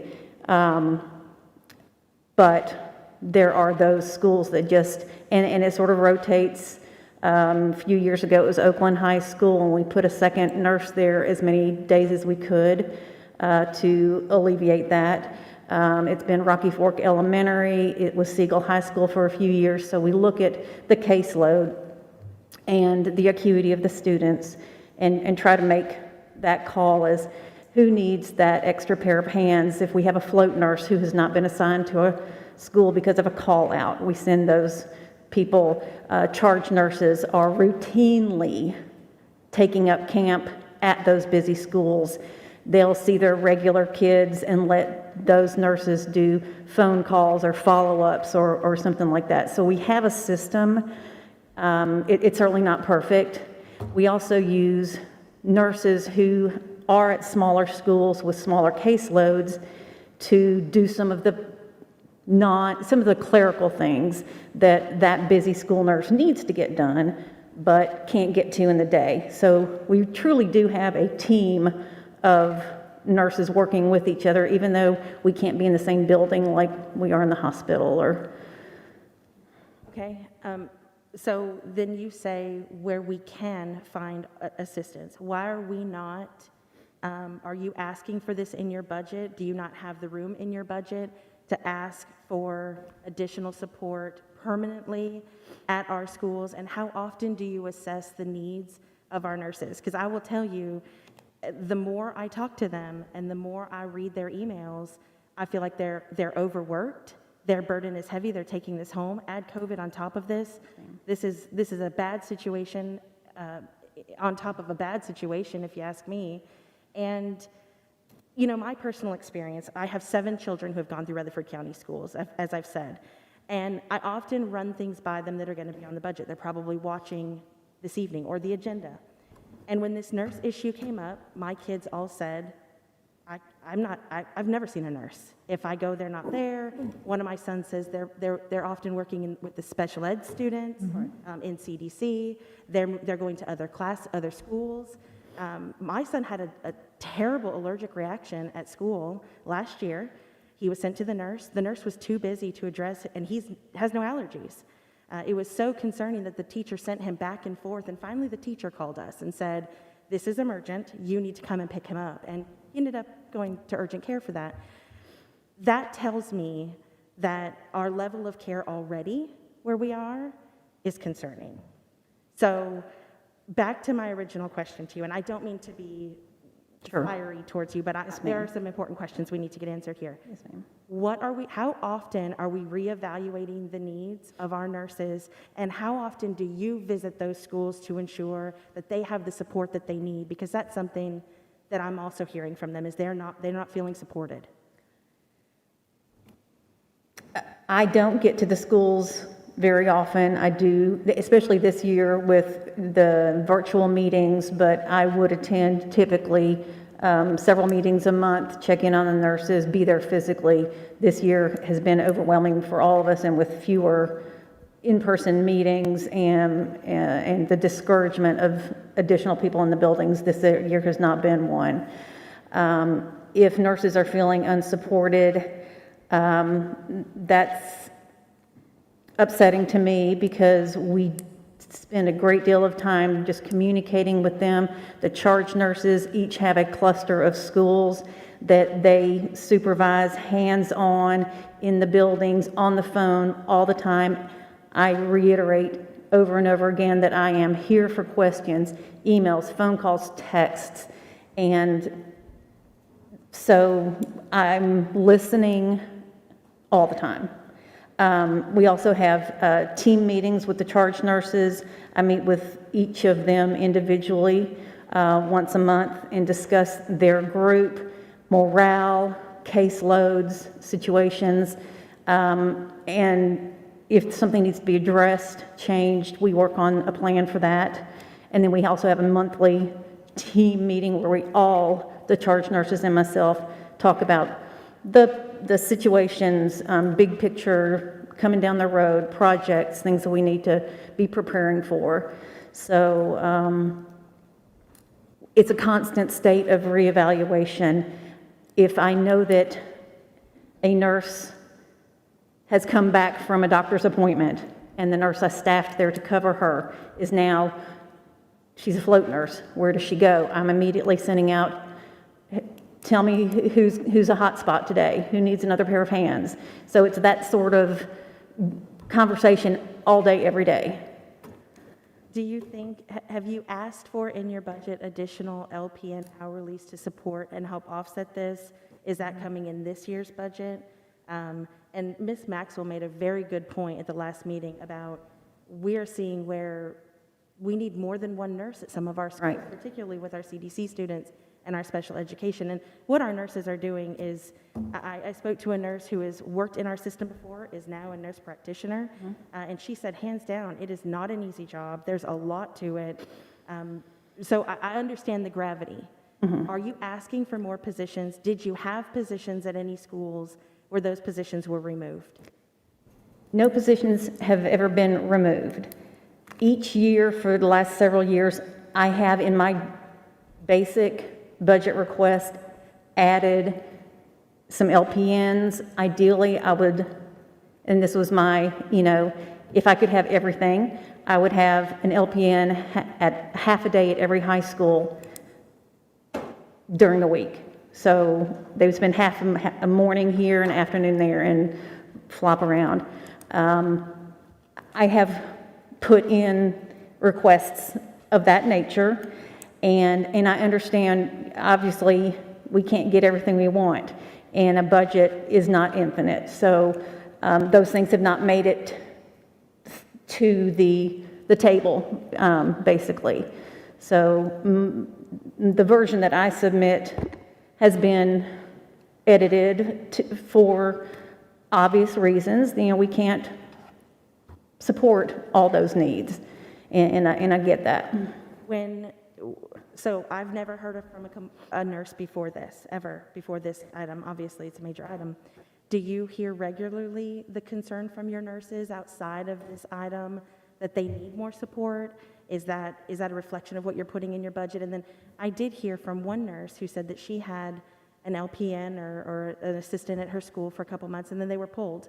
So you're saying they're not, but... So, right, it's not, it's a float position, like an LPN. We have one full-time float LPN, and she goes to that school that has lots and lots of heavy-duty procedures.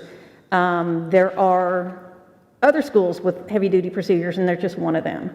So we split the week. We look at maybe that student, maybe one or two of the students aren't going to be there that week. They're out because they've been sick. They have COVID. For some reason, they're not in the building, so that nurse isn't as busy. I'm going to use that LPN at this other school. That LPN would also go on field trips for, say, you've got a diabetic student who's going to the zoo, and they're not, they're in elementary school. They can't give their own shots yet, and we send that person is an excellent person to send on a field trip, things like that. So the LPN is used for a lot of tasks. We did have one resign in December and have replaced her and are still training that LPN to fulfill that role. Ms. Winters, how many LPNs have you had in the last 2 years at one time? One's PRN. I have one that is as needed, who is just a substitute. How many did you have in the last 2 years? How many LPNs did you have on staff? One full-time. So that brings me to another question.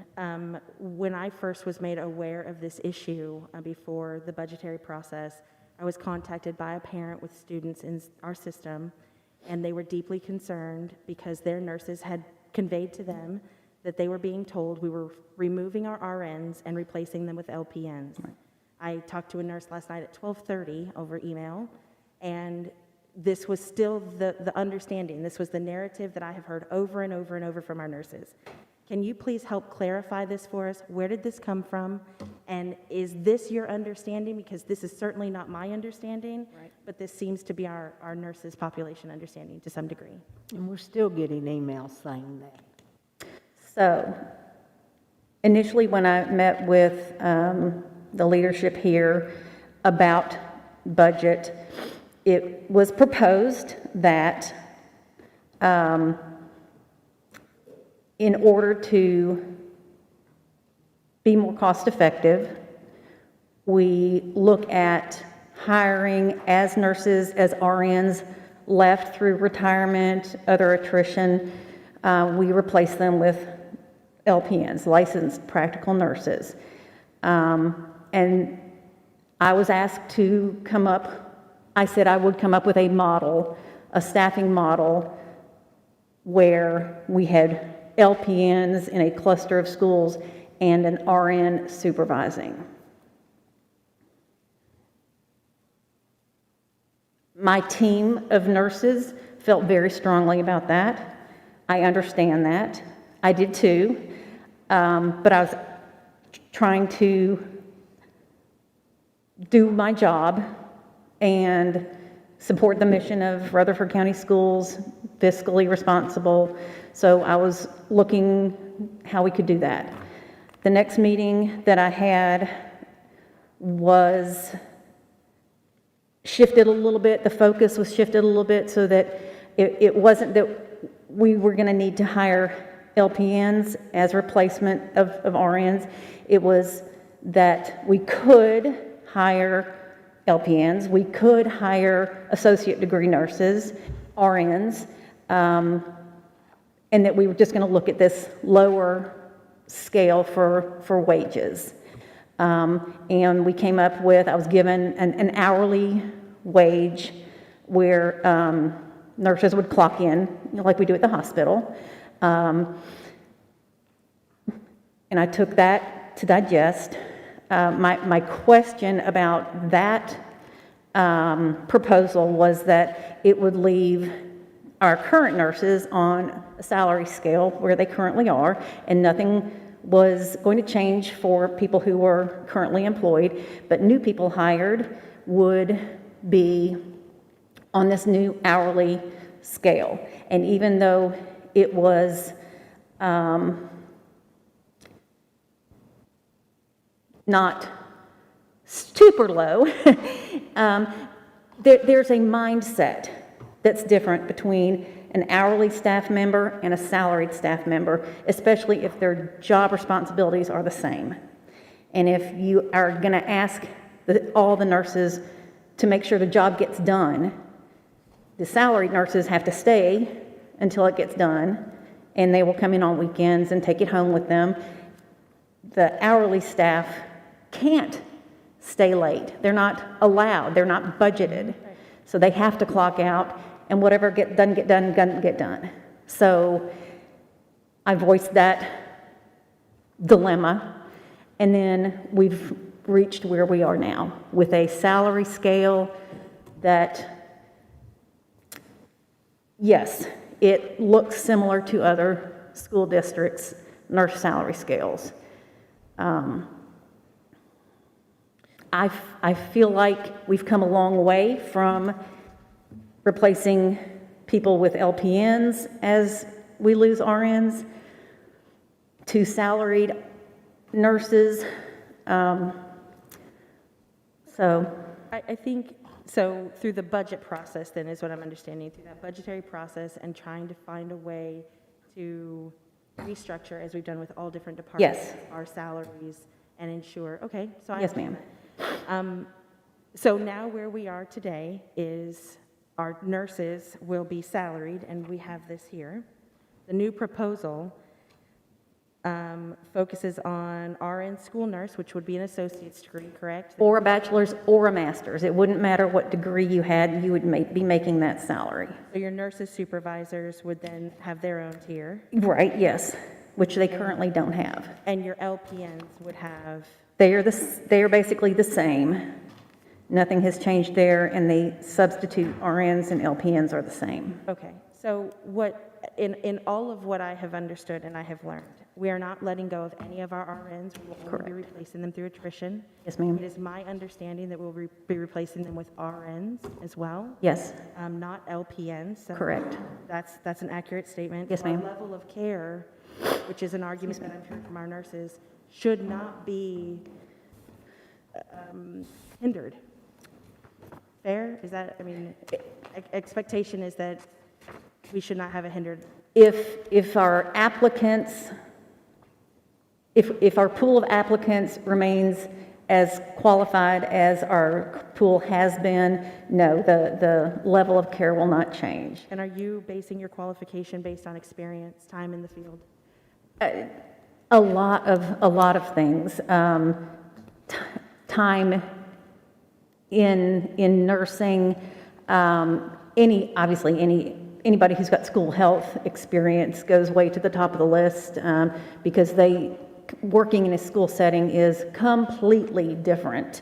It's like going from working in surgery to working in OBGYN and delivering babies. It's not even comparable. So you have a big learning curve when you come into the system. So anytime we see a candidate who has prior school health experience, we are ecstatic.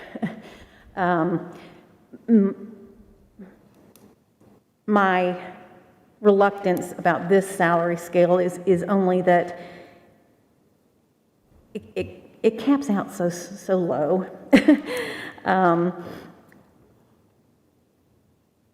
I do worry that I'm not going to attract the same people next year, in the coming years, that I have in the past 5-10 years. because it is such a drastic drop in pay from anything they would do in the hospital. And I know I'm sort of speaking out of turn, but that is distressing to me. I will certainly implement whatever salary structure the board determines is best for the district. It's a big picture. It's a lot of money. I understand that. But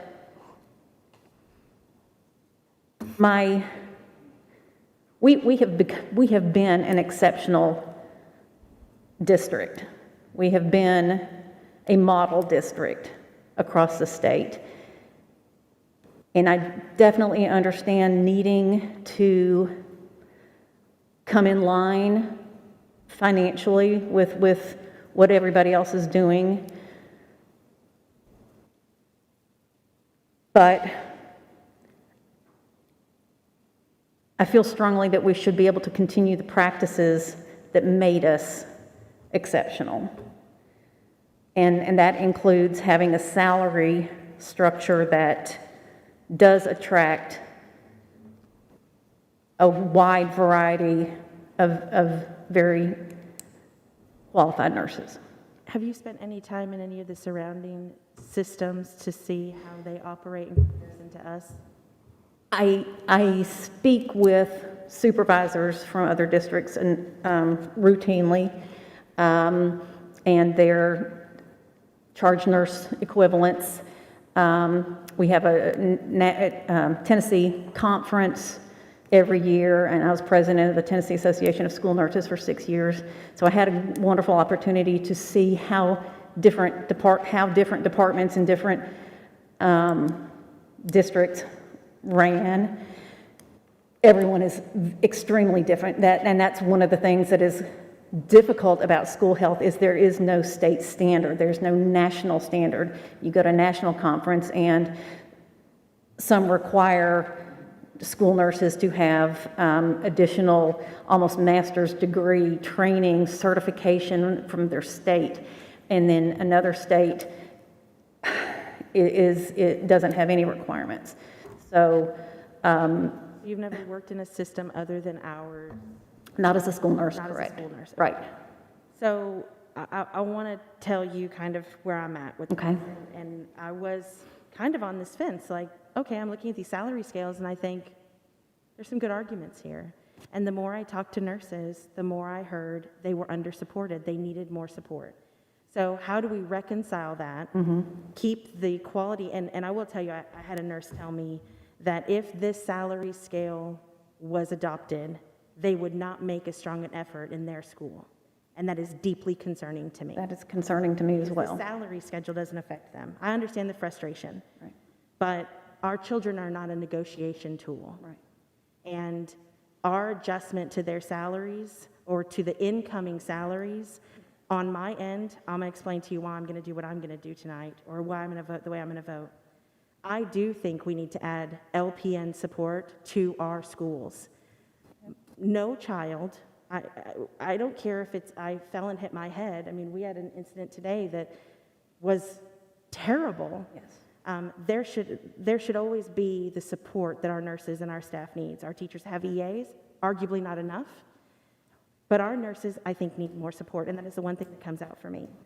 So I'm not sure that this is the appropriate landing spot, but what I see in the data that you've provided me today, and I thank you for entertaining my requests all day, is that we don't see a lot of attrition. We see a lot of people who stay with us for quite a bit of time, and their salaries currently are very competitive in comparison to the data that I've been provided. Yes. I will vote to support this change tonight, this new salary scale.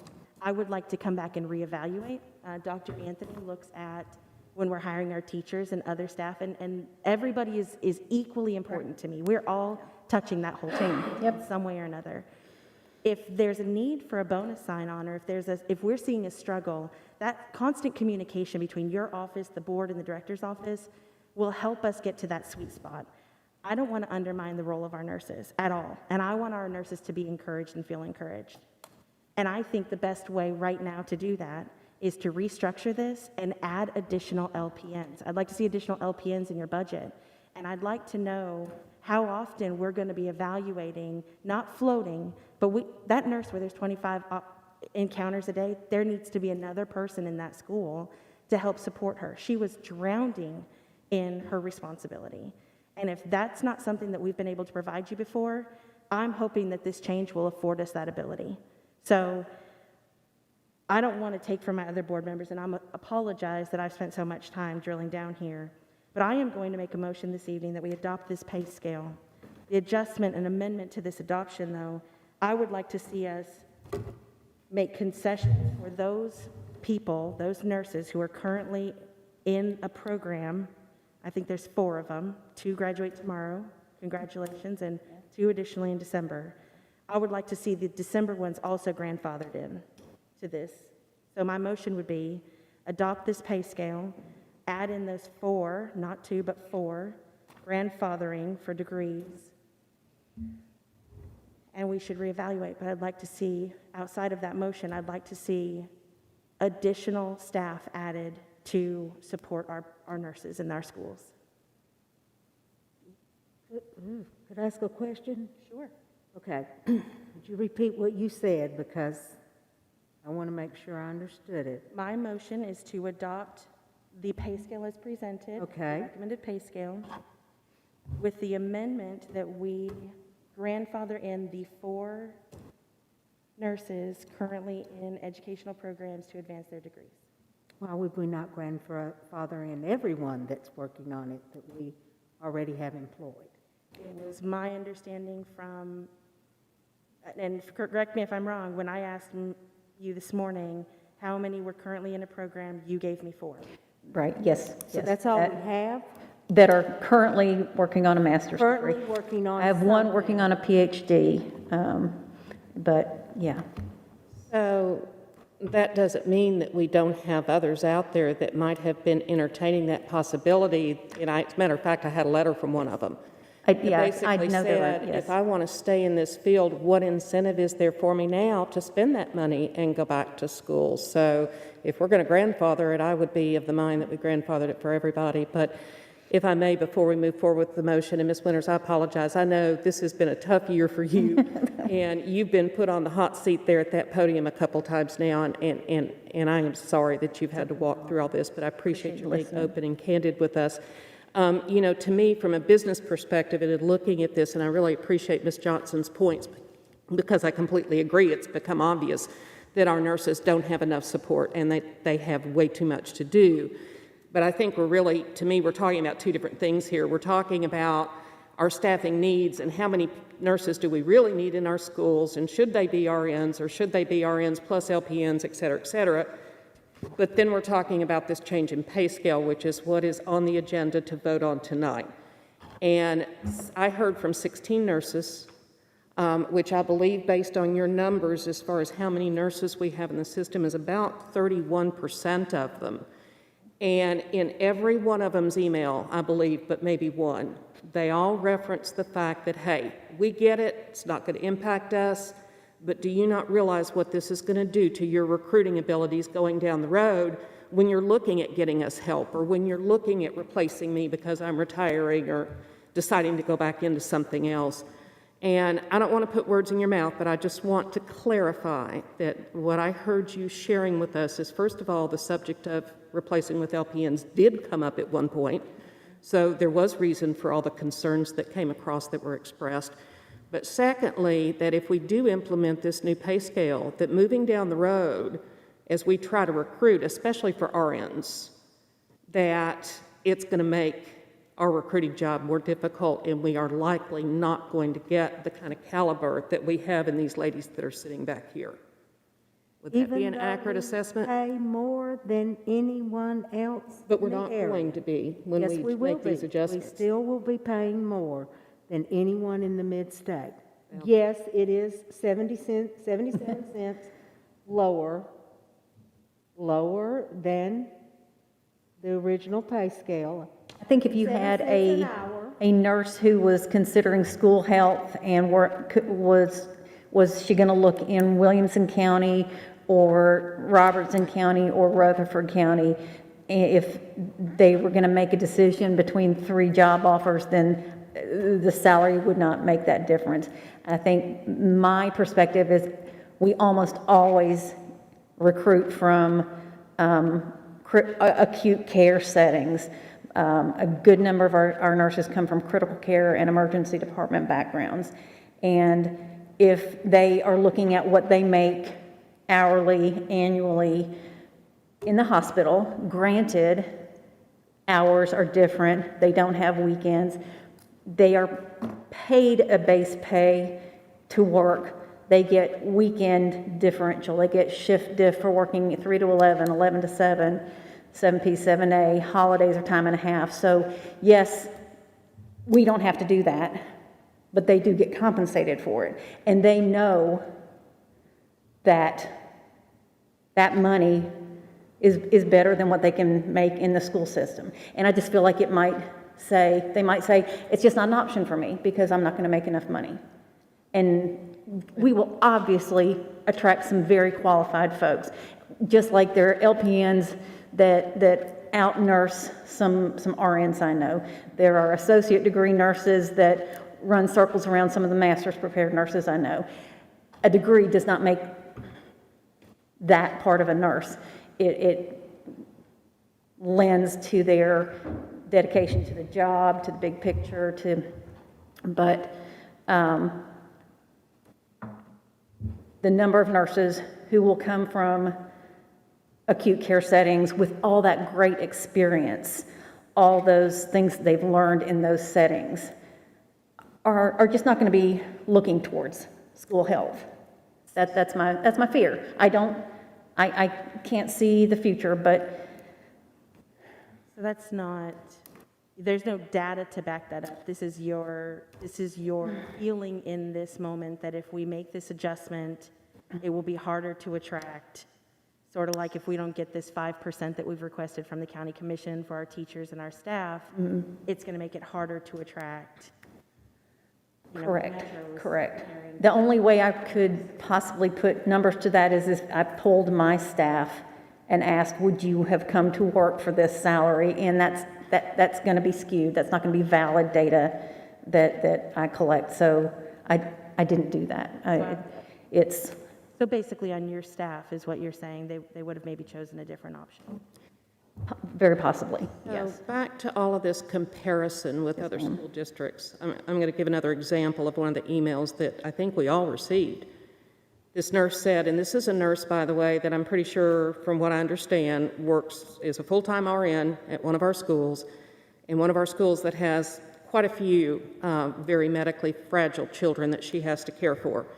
She says, I know you've received comparison salaries from other districts, but have you actually spoken to the parents with chronically ill children in those districts to compare the care that they receive compared to RCS? I received a student who has diabetes that transferred to us from an outside district whose parent was in tears with relief when she found out that I knew how to care for her child. It was stated that her child had to teach the nurse how to care for him in the other district because he was not newly diagnosed and just learning it himself. The parent was so relieved to hear that I had over 15 years of experience working with children who had diabetes. You're not going to get nurses with the experience and skill level that you would want to care for your kids.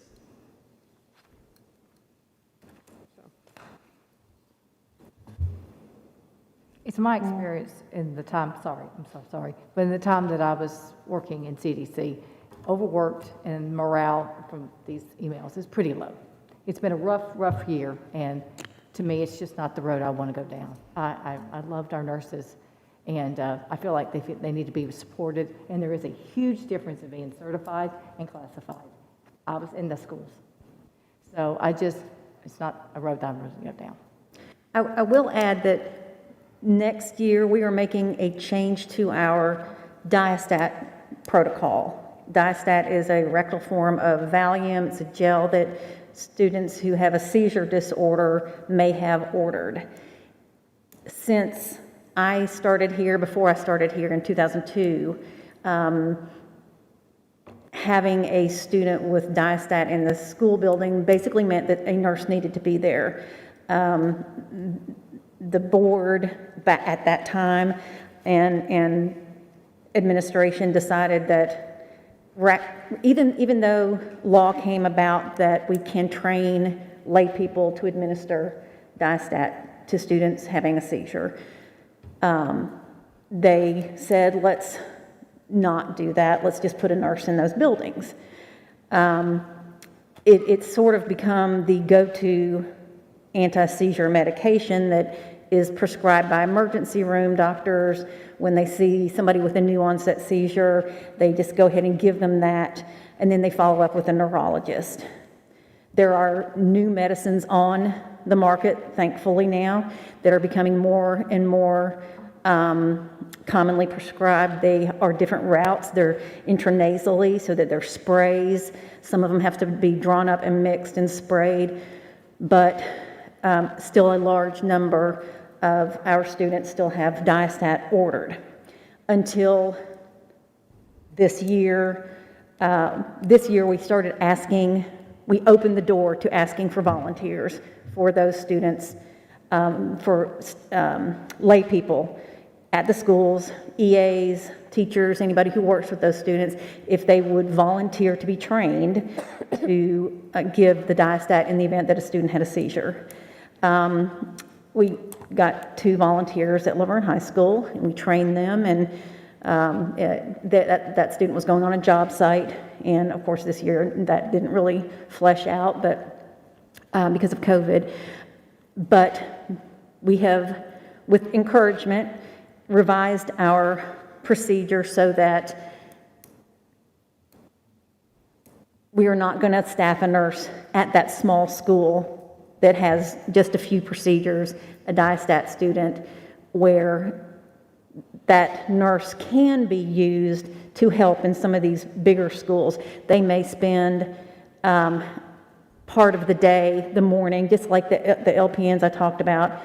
If the caseload in their assigned school is such that they can get away for 2 or 3 hours at a certain time, commit that time to that sister school that they know well and they learn their students, and it's, a feeder school or vice versa, then we would do that. We won't know what exactly that will look like until we're in it, because those students who seize a lot frequently will still need to have either a volunteer or a nurse on hand just because of EMS response times. So we would look at the acuity of those students. How frequently do they have seizures? When's the last time they had a seizure? What is the likelihood? Basically, conversation with parent, doctor, nurse, and sort of rank where should we put our resources of nurses. And that way we will probably have a little bit more wiggle room for helping those busier clinics. When you're determining that, aren't you in or someone representing the nurses in the IEP meetings with these kids that need this? Yes. Okay, so you know that going in. I mean, once you have that IEP meeting, especially if they've been in our system. Yes, we have where they will be. Well, it's mostly just, shifting in the middle of the summer or during the school year if students move around or new ones come into the district. Yes. How long have you been nurse supervisor? How long have I been a nurse? Nurse supervisor. A nurse supervisor. This is my 10th year. Have you ever had any more than one LPN in the system? No, sir. One full-time LPN and a float PRN, one who's only fills in as needed is the most I've had. Typically, how many PRNs have we had in the last 3 or 4 years? RN, PRN nurses, so substitute nurses. When I came on board 10 years ago, we had 1 or 2.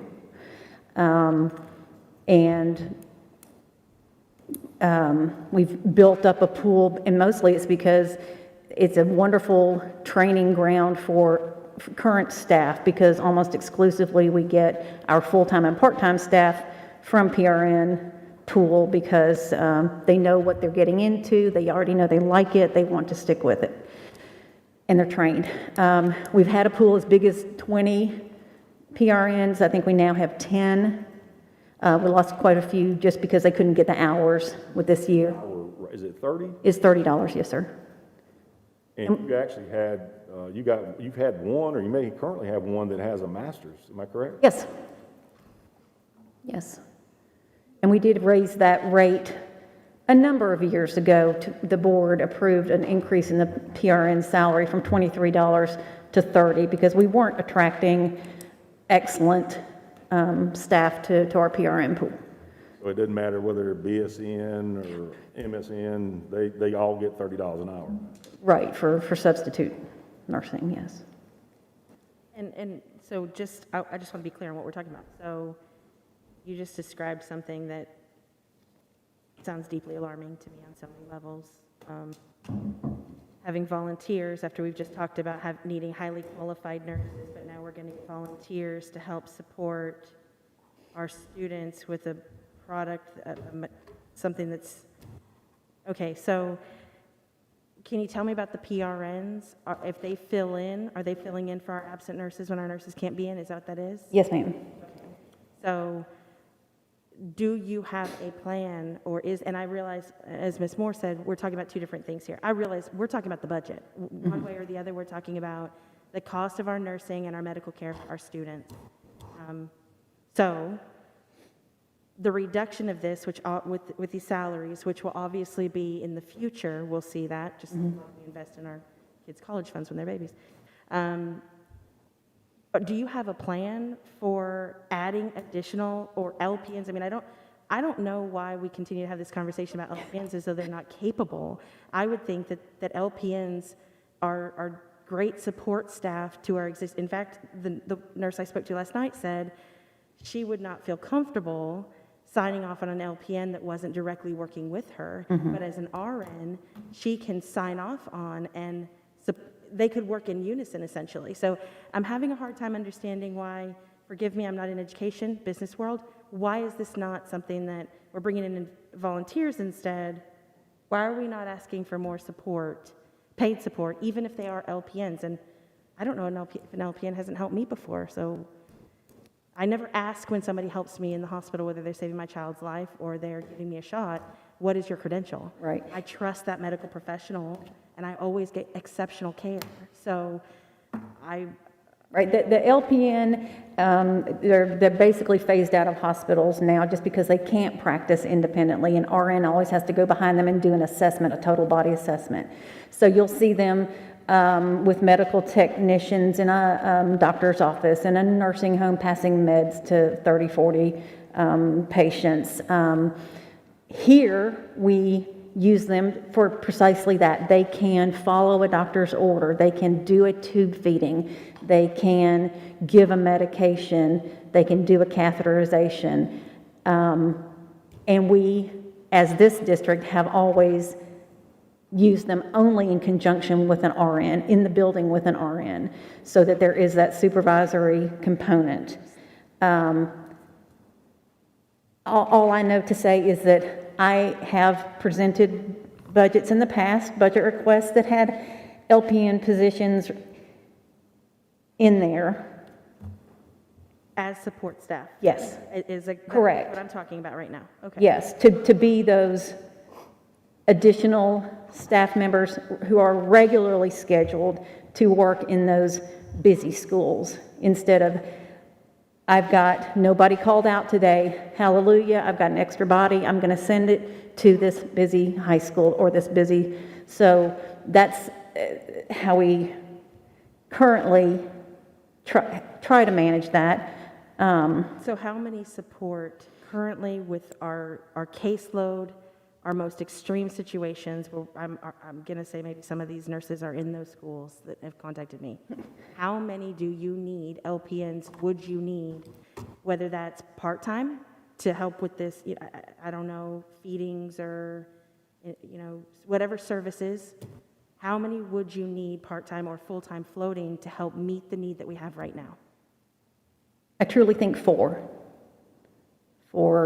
full-time LPNs would be able to assist sufficiently at the hot spots, wherever they happen to be on that day, that week, that month, that year. And they could be flexible enough to go on a field trip, or they could be that licensed person at a school with a student with DISAT when I couldn't put an RN there, and they could do clerical work there. And that way we wouldn't use a lay person or beg for a teacher to learn how to give DISAT. Okay. My department is trying very hard to be responsive to the requests and the needs of this district. So, and I think from what I've heard from parents, they're very satisfied with this level of care that they're receiving.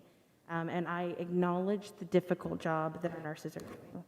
But I oftentimes, out of conversation, unintended consequences of our conversations are, there's something else we maybe need to look at here. And the salaries is what's on our plate tonight. But out of this, I have a great concern for the level of care that our students are able to get if our nurses are being overworked, as that's what I've been described in this process. So I appreciate all the information you've given, and I thank you for what you've done. It's been a tough time. Currently, how many RNs do we have that have masters? with a master's, we have 11 full-time RNs with a master's degree and 4 in the works, so 15 soon. We do have a part-time nurse who is a master's prepared nurse. 11 full-time and 1 half-time. My concern from a business standpoint, that's my background, is that we've got a system set up here to really make us maybe top-heavy, okay? And that concerns me because from a business standpoint, if you're looking at budget items, and I think Mr. Beaudry's done a great job of trying to come in here and analyze things and make recommendations of where we might can save money. In order to get things, you have to give things. And that's where I'm at with this, is what do we give up to get what we need? And I'm not sure paying masters to registered nurses is going to get us where we need to be. Now, what is your opinion on, does a registered nurse need to have a master's to be able to do this job?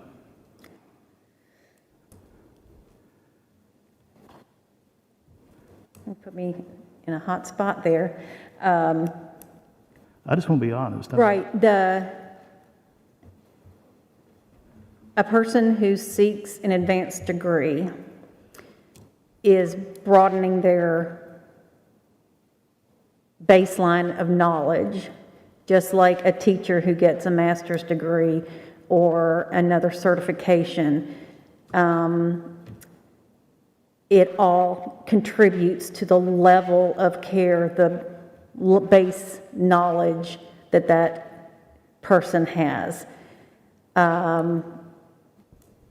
It's not an entry-level requirement, and that's one of the things that we struggle with statewide and nationally about school health, is they're not a standard educational requirement even in Tennessee. But given that we are working in an educational facility that recognizes advanced degrees, that encourages furthering your education, it seems my words have lost me now. It doesn't seem right not to recognize a person with an advanced degree. And no, it's not required, no. But again, what did that person learn in that program that they're now bringing to the table, to the team, that enhances the offerings that we have for the students and staff? That's how I look at the benefit of our master's prepared nurses. determine your charge of nurses? What do you use to determine that? How do I determine who is one? Interview. We have an interview process, and we have a job description. Talk about, just administratively, do they have an experience? What qualities, experiences do they bring to the table, the team, and how can they help us advance the mission of our department and Rutherford County Schools? You have 4. I have 4, yes, sir. How many of them have masters? 1 right now. I have 1 nurse leaving the position and 1 coming in, and she has a master's, so there will be 2. Could I ask some questions, please? Thank you. So what I'm hearing is that when y'all started looking at this, y'all were looking for cost effectiveness. And this is not necessarily to you, Mrs. Winters. What are we looking at as possible savings if we go to this? Your median income of a nurse is $56,538. The beginning salary, you got that on you? What a beginning RN on the new scale? Beginning salary is $40,000. That's entry level with less than 1 year. Yeah, I don't think we have any. So I would probably go back into since we've got 62% of our nurses have 20 years or more experience in their field. Don't go 20 years, because I know it don't go 20 years, but go to the middle of that 16 The 16 years would be $44,500. So what's the potential cost savings for that? 12,000 position. Okay, so when we don't have enough nurses and we ask for volunteers, correct me, that anti-seizure medicine is a suppository, so we've been asking our teachers to volunteer to give a suppository? It's actually a jelly kind that's put in with a syringe, so it's not a suppository, but it is that kind of medicine, yes, ma'am. This is tone deaf. After we voted to give our teachers raises, this is so tone deaf to give our bus drivers raises, to give our substitute teachers raises. And I'm not saying that they don't deserve it, but this is tone deaf for us to adopt this policy, and I will not be supporting it. Just to clarify, we are giving everyone a raise. It's not that we're just giving those certain classifications raises. We're giving everybody a raise.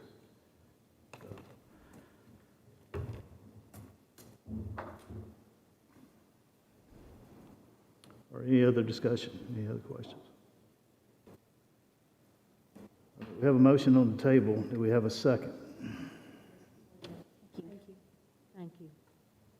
A second. Ms. Bratton seconds. I guess do roll call. Mr. Estes? Yes. Ms. Johnson? Yes. Ms. Bratton? Yes. Ms. Sharp? No. Ms. Moore? No. Ms. Maxwell? No. Mr. Young? Yes.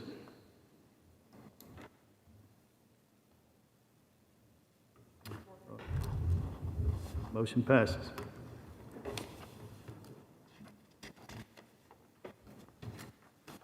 Number 12. Number 12, facilities found on tab 5, request to purchase a storage building by Blackman Middle. Blackman Middle has requested to purchase a storage building to be used by the drama department at a cost of $4,972.80 at no cost to the board. Engineering and construction has reviewed the requested location and approves the request. The cost will have to be reviewed since the increase in the lumber does not allow the contractor to honor that bid at this time. Engineering will work with the school and the supplier to try to reach an equitable cost. Motion to approve the request by Blackman Middle to purchase a storage building for drama at no cost to the board. Any questions? Do we have a motion? Move to approve. Ms. Johnson? Yes. All right, second. Mr. Estes? All in favor say aye. Aye. Aye. Any opposed? Motion passes. Number 2. All right, number 2, request to purchase a stage and chairs. Engineering Construction has solicited bids to purchase a 1,440 square foot state, 2 handicap ramps, 2 sets of steps for $50,000, and 1,350 folding chairs for $35,000 to be used by our high schools for graduation.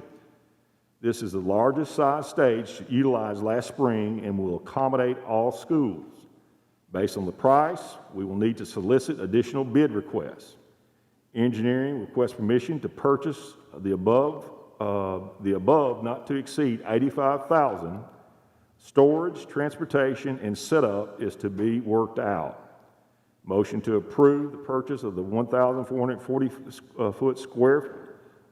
square foot 2 handicap ramps, 2 sets of steps, and 1,350 chairs not to exceed $85,000 as presented, along with the storage and relocation to be determined later. Mr. Lee, you got any idea where we can store that? That's our biggest concern at this time. The stage is a very it's a specialized piece of equipment, and the adjustment on it's fairly tricky. We would be looking at trying to either train or hire someone to relocate it.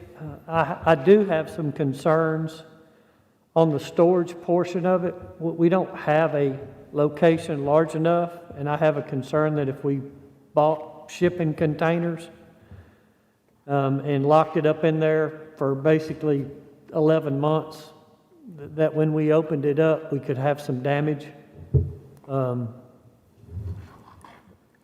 There may be a possible, we discussed earlier today, maybe looking at ways to support the high schools a little bit in the future to continue renting.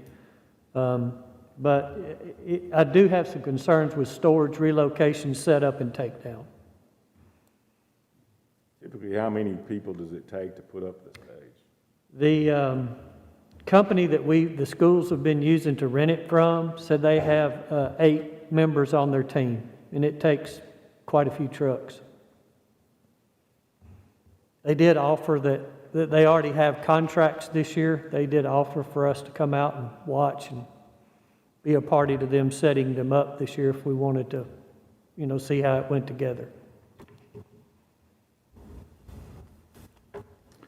Any other questions?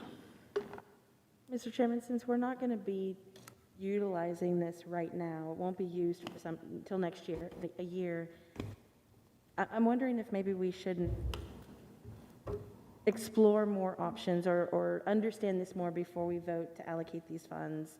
I do support it. I think it's a great idea. I just don't know that we're prepared to vote on this item right now. I think we need You want to put that in the form of a motion, I'll second it. Ms. Johnson, I agree.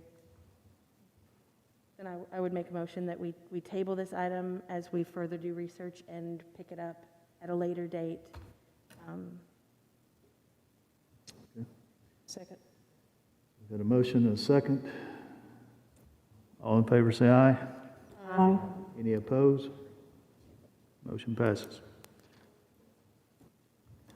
All right, number 3. All right, number 3, request to purchase an easement from the Tennessee Department of Transportation widening at the Siegel campus.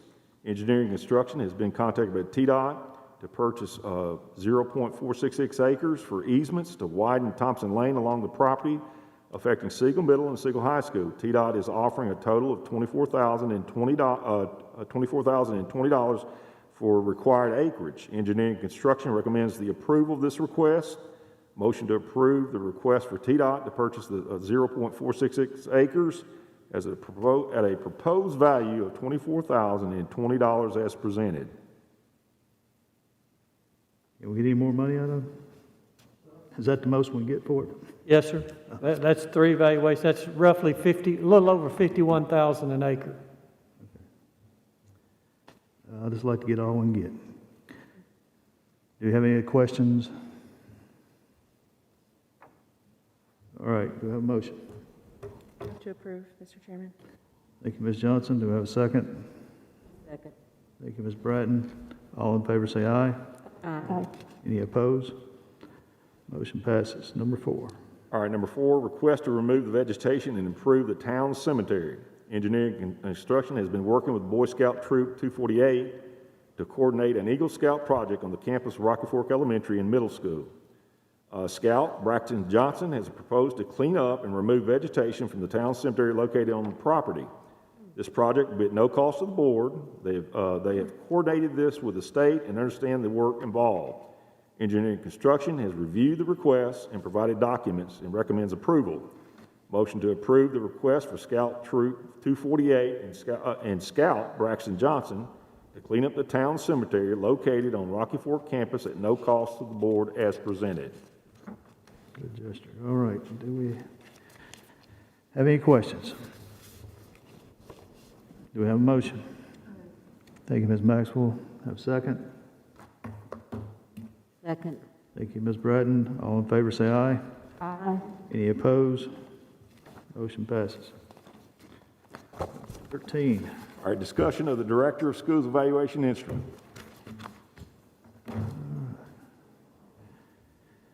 I assume that everyone did get their email, and if there's any questions or discussion we need to have, we need to bring it out now.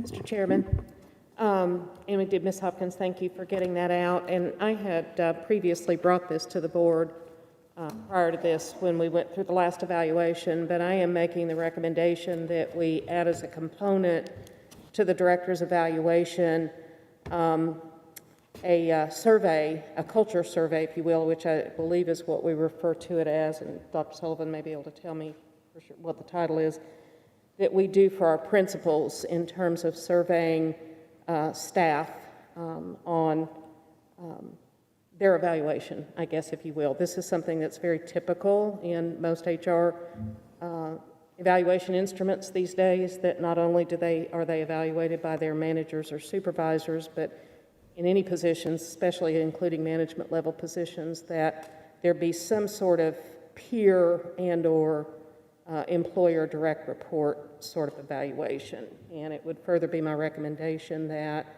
once that instrument is compiled, that depending on, I don't know if it's going to be a part of this conversation tonight, if we're going to continue to use the TSBA to provide the evaluation and take care of it, but that obviously that the survey be kept anonymous for those participating in it. Mr. Chairman, I want to point, I had an opportunity to talk to TSBA, Tammy Grissom, Executive Director, in advance of this meeting, and the instrument that we've been using, that we used last year and the previous year, what this board should be doing is developing an instrument in advance of the period that the director will be evaluated. And since we were not able to do that in a timely manner this year, I do agree with Ms. Moore. There is, actually TSBA calls it an Appendix C. We add to next year's evaluation instrument an evaluation as it pertains to our strategic plan and our goals, which gives us measurable items to evaluate the director on, as opposed to personality and community interaction and things of that nature.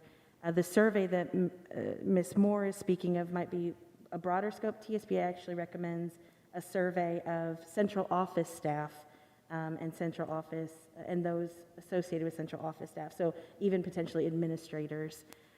So I think that in fairness to the director, and it is on us as a board, that we continue to use for this purpose, and that we would approve this evening the existing the instrument that we've been using, and at our very next meeting, actually our first June meeting, that we would reconsider an instrument to be used beginning in August through next year, May, in fairness to the director. Any other questions, discussion? I just hate doing an evaluation on someone who doesn't know what was going to be on the evaluation. That's not a fair evaluation. If we continue with the one that we used last year, and we make a date right now to meet, to discuss next year's evaluation, then that can be done, and he knows ahead of time what he will be evaluated on in the next school year. That seems only fair. And I don't disagree with that, but at this point, this is the exact same conversation we had at the last meeting when we discussed this. So, you know, it's kind of a, you know, are we going to have this meeting or aren't we, or are we just going to keep kicking the proverbial can down the road? Don't you think So, we and I just need a appreciate, date? yeah, I appreciate I agree. TSBA's input, but at the end of the day, you know, it is up to the board to make these decisions, and certainly KPIs are most definitely important. And I think a lot of it does need to be reevaluated. But yeah, I agree with Ms. Bratton. I think we need to have really probably an entirely different work session Let me throw just this to in work here. on and do this. But I think, again, we talked about doing that before and it just never happened. So to try to cram it in at the end of a board meeting that's already lasted 2.5 hours is definitely challenging. So.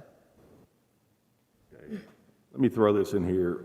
We will be bringing forward next fall, early, a revised strategic plan, because we've met a lot of the goals that we've already put in there, but we will be bringing forward, we've met several times here over the last few months, and we'll be bringing forward a strategic goal. Quite frankly, anything that involves me should be involve the entire school district, including this school board.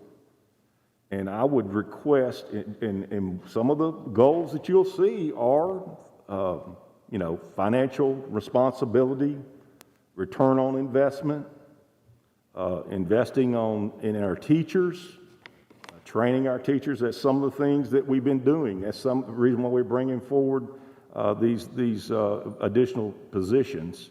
So I really think when we bring this forward, it will tie up some things and bring forward some measurable, quantitative.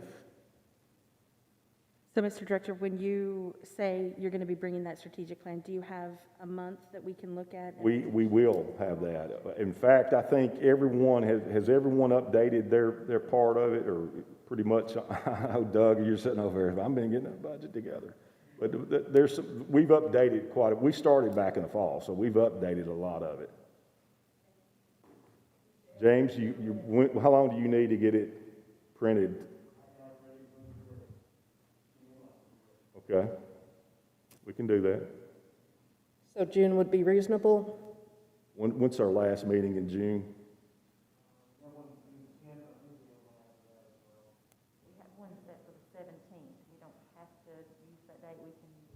What about the 17th?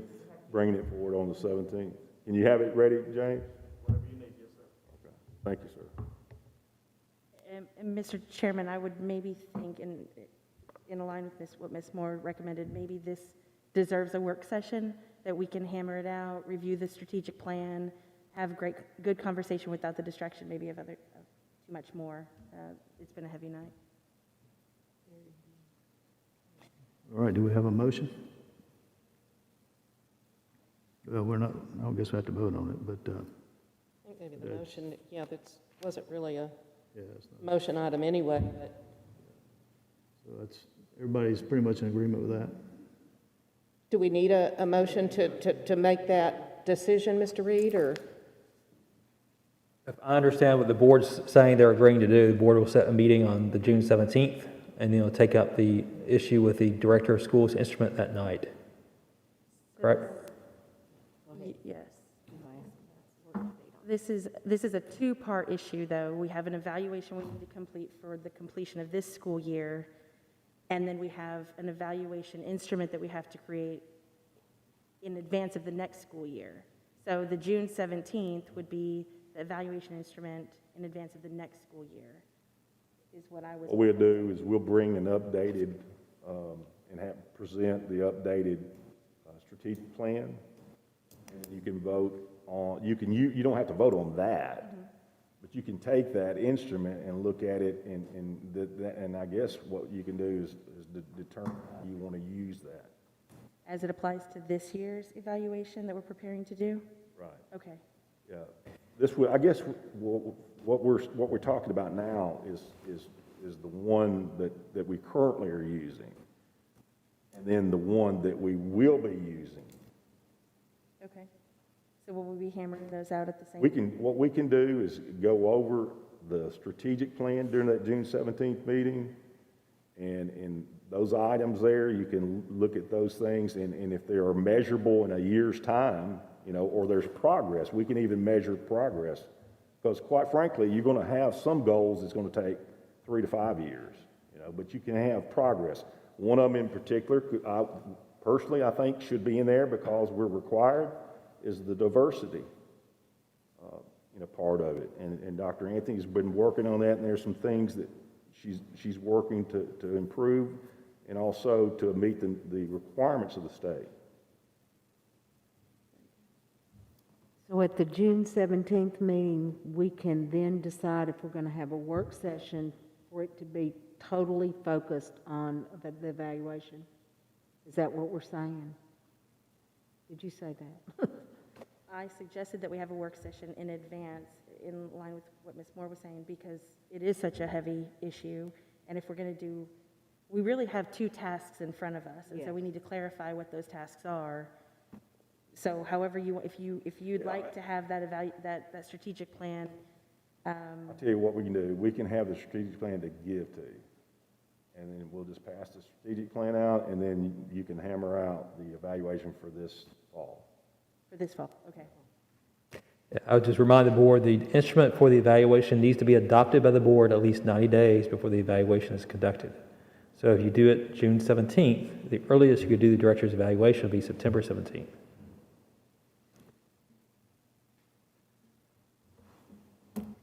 Okay.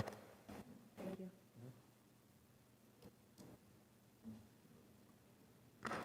Any other questions, discussion on that matter? Let's move on to insurance update.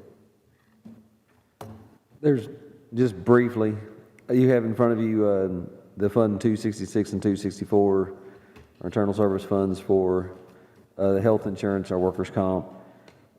Just very quick caveat, we took quite a bit of time on rates on our last board meeting, just to show how our health insurance fund's tracking to date.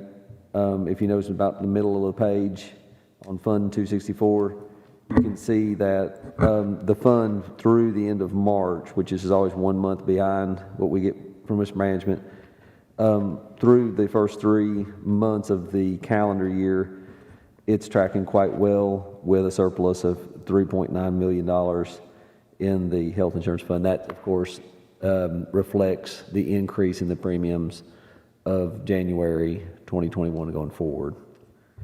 I've also placed in front of you the closed books, the financial statements for all 3 funds. That's available for your review as well. But that's all I have right now on the insurance update.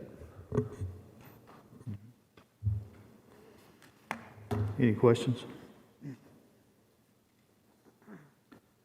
All right, director's update. Yeah, the BEP hold harmless has been approved through the legislation. It takes up the vote on Thursday. Is that the full assembly takes up it on Thursday? I believe so, sir. Yep, that's it. Number 16, TLN. Ms. Brennan. I thought it would be interesting for us to see what the General Assembly had passed for their 2021-22 budget. $120 million for teacher salaries, which equals a 4% increase to the instructional component of the BEP and raises the dollar value of the BEP instructional component to $50,283. $70.5 million for BEP growth, $11.6 million for BEP group health insurance. Where's that going? $86.5 million for learning loss initiatives, $18.5 million for summer transportation, $8.9 billion for the BEP hold harmless legislation, $2.5 million for the governor's future workforce initiative, and $250 million investment in the Mental Health Trust Fund. Now, I don't know what that is, but I'd like to find out. Is that something that we're going to be able to use with the Mental Health Trust Fund? And that is what the General Assembly has passed at this point. Any other discussion? Are we in general discussion? No, we're TLN. Okay, number 17, FRN. Nothing. All right, 18, general discussion.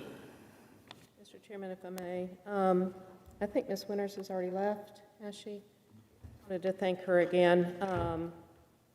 But I want to say thank you to all of these ladies that are sitting over here who I believe are a number of our school nurses for being here tonight, for sitting through a 2.5-hour board meeting that I know you're going to walk away from very disappointed, and I'm sorry for that. I do think what happened tonight was an indication that we are devaluing these positions, and I think it's very, very sad. And with all due respect to Mr. Smith, I love the fact that we did this resolution of appreciation to recognize our employees of the school nutrition, but frankly, I think these nurses should have been sitting in this room tonight to have received the same sort of appreciation and not what happened. So, ladies, thank you for being here and thank you for reaching out to us. You are appreciated. Thank you. You're here. All right, any other discussion?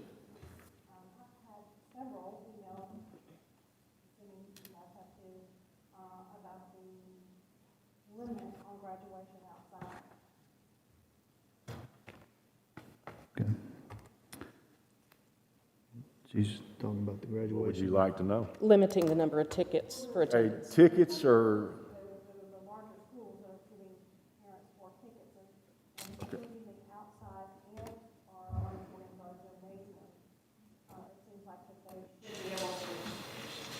I don't think we're using it, other than Eagles are the ones using the auditorium. The tickets are determined by the graduating class, the number in the graduating class. Also included in that is the number of additional seats that the principal of the school has ordered or rented or whatever, or has. So there's no special formula on that one. I know we've got some that are 4 that are having passing out 4 per parent, and have some on the waiting list if they don't take up all their 4. We have some with 6, and then we have some with 7.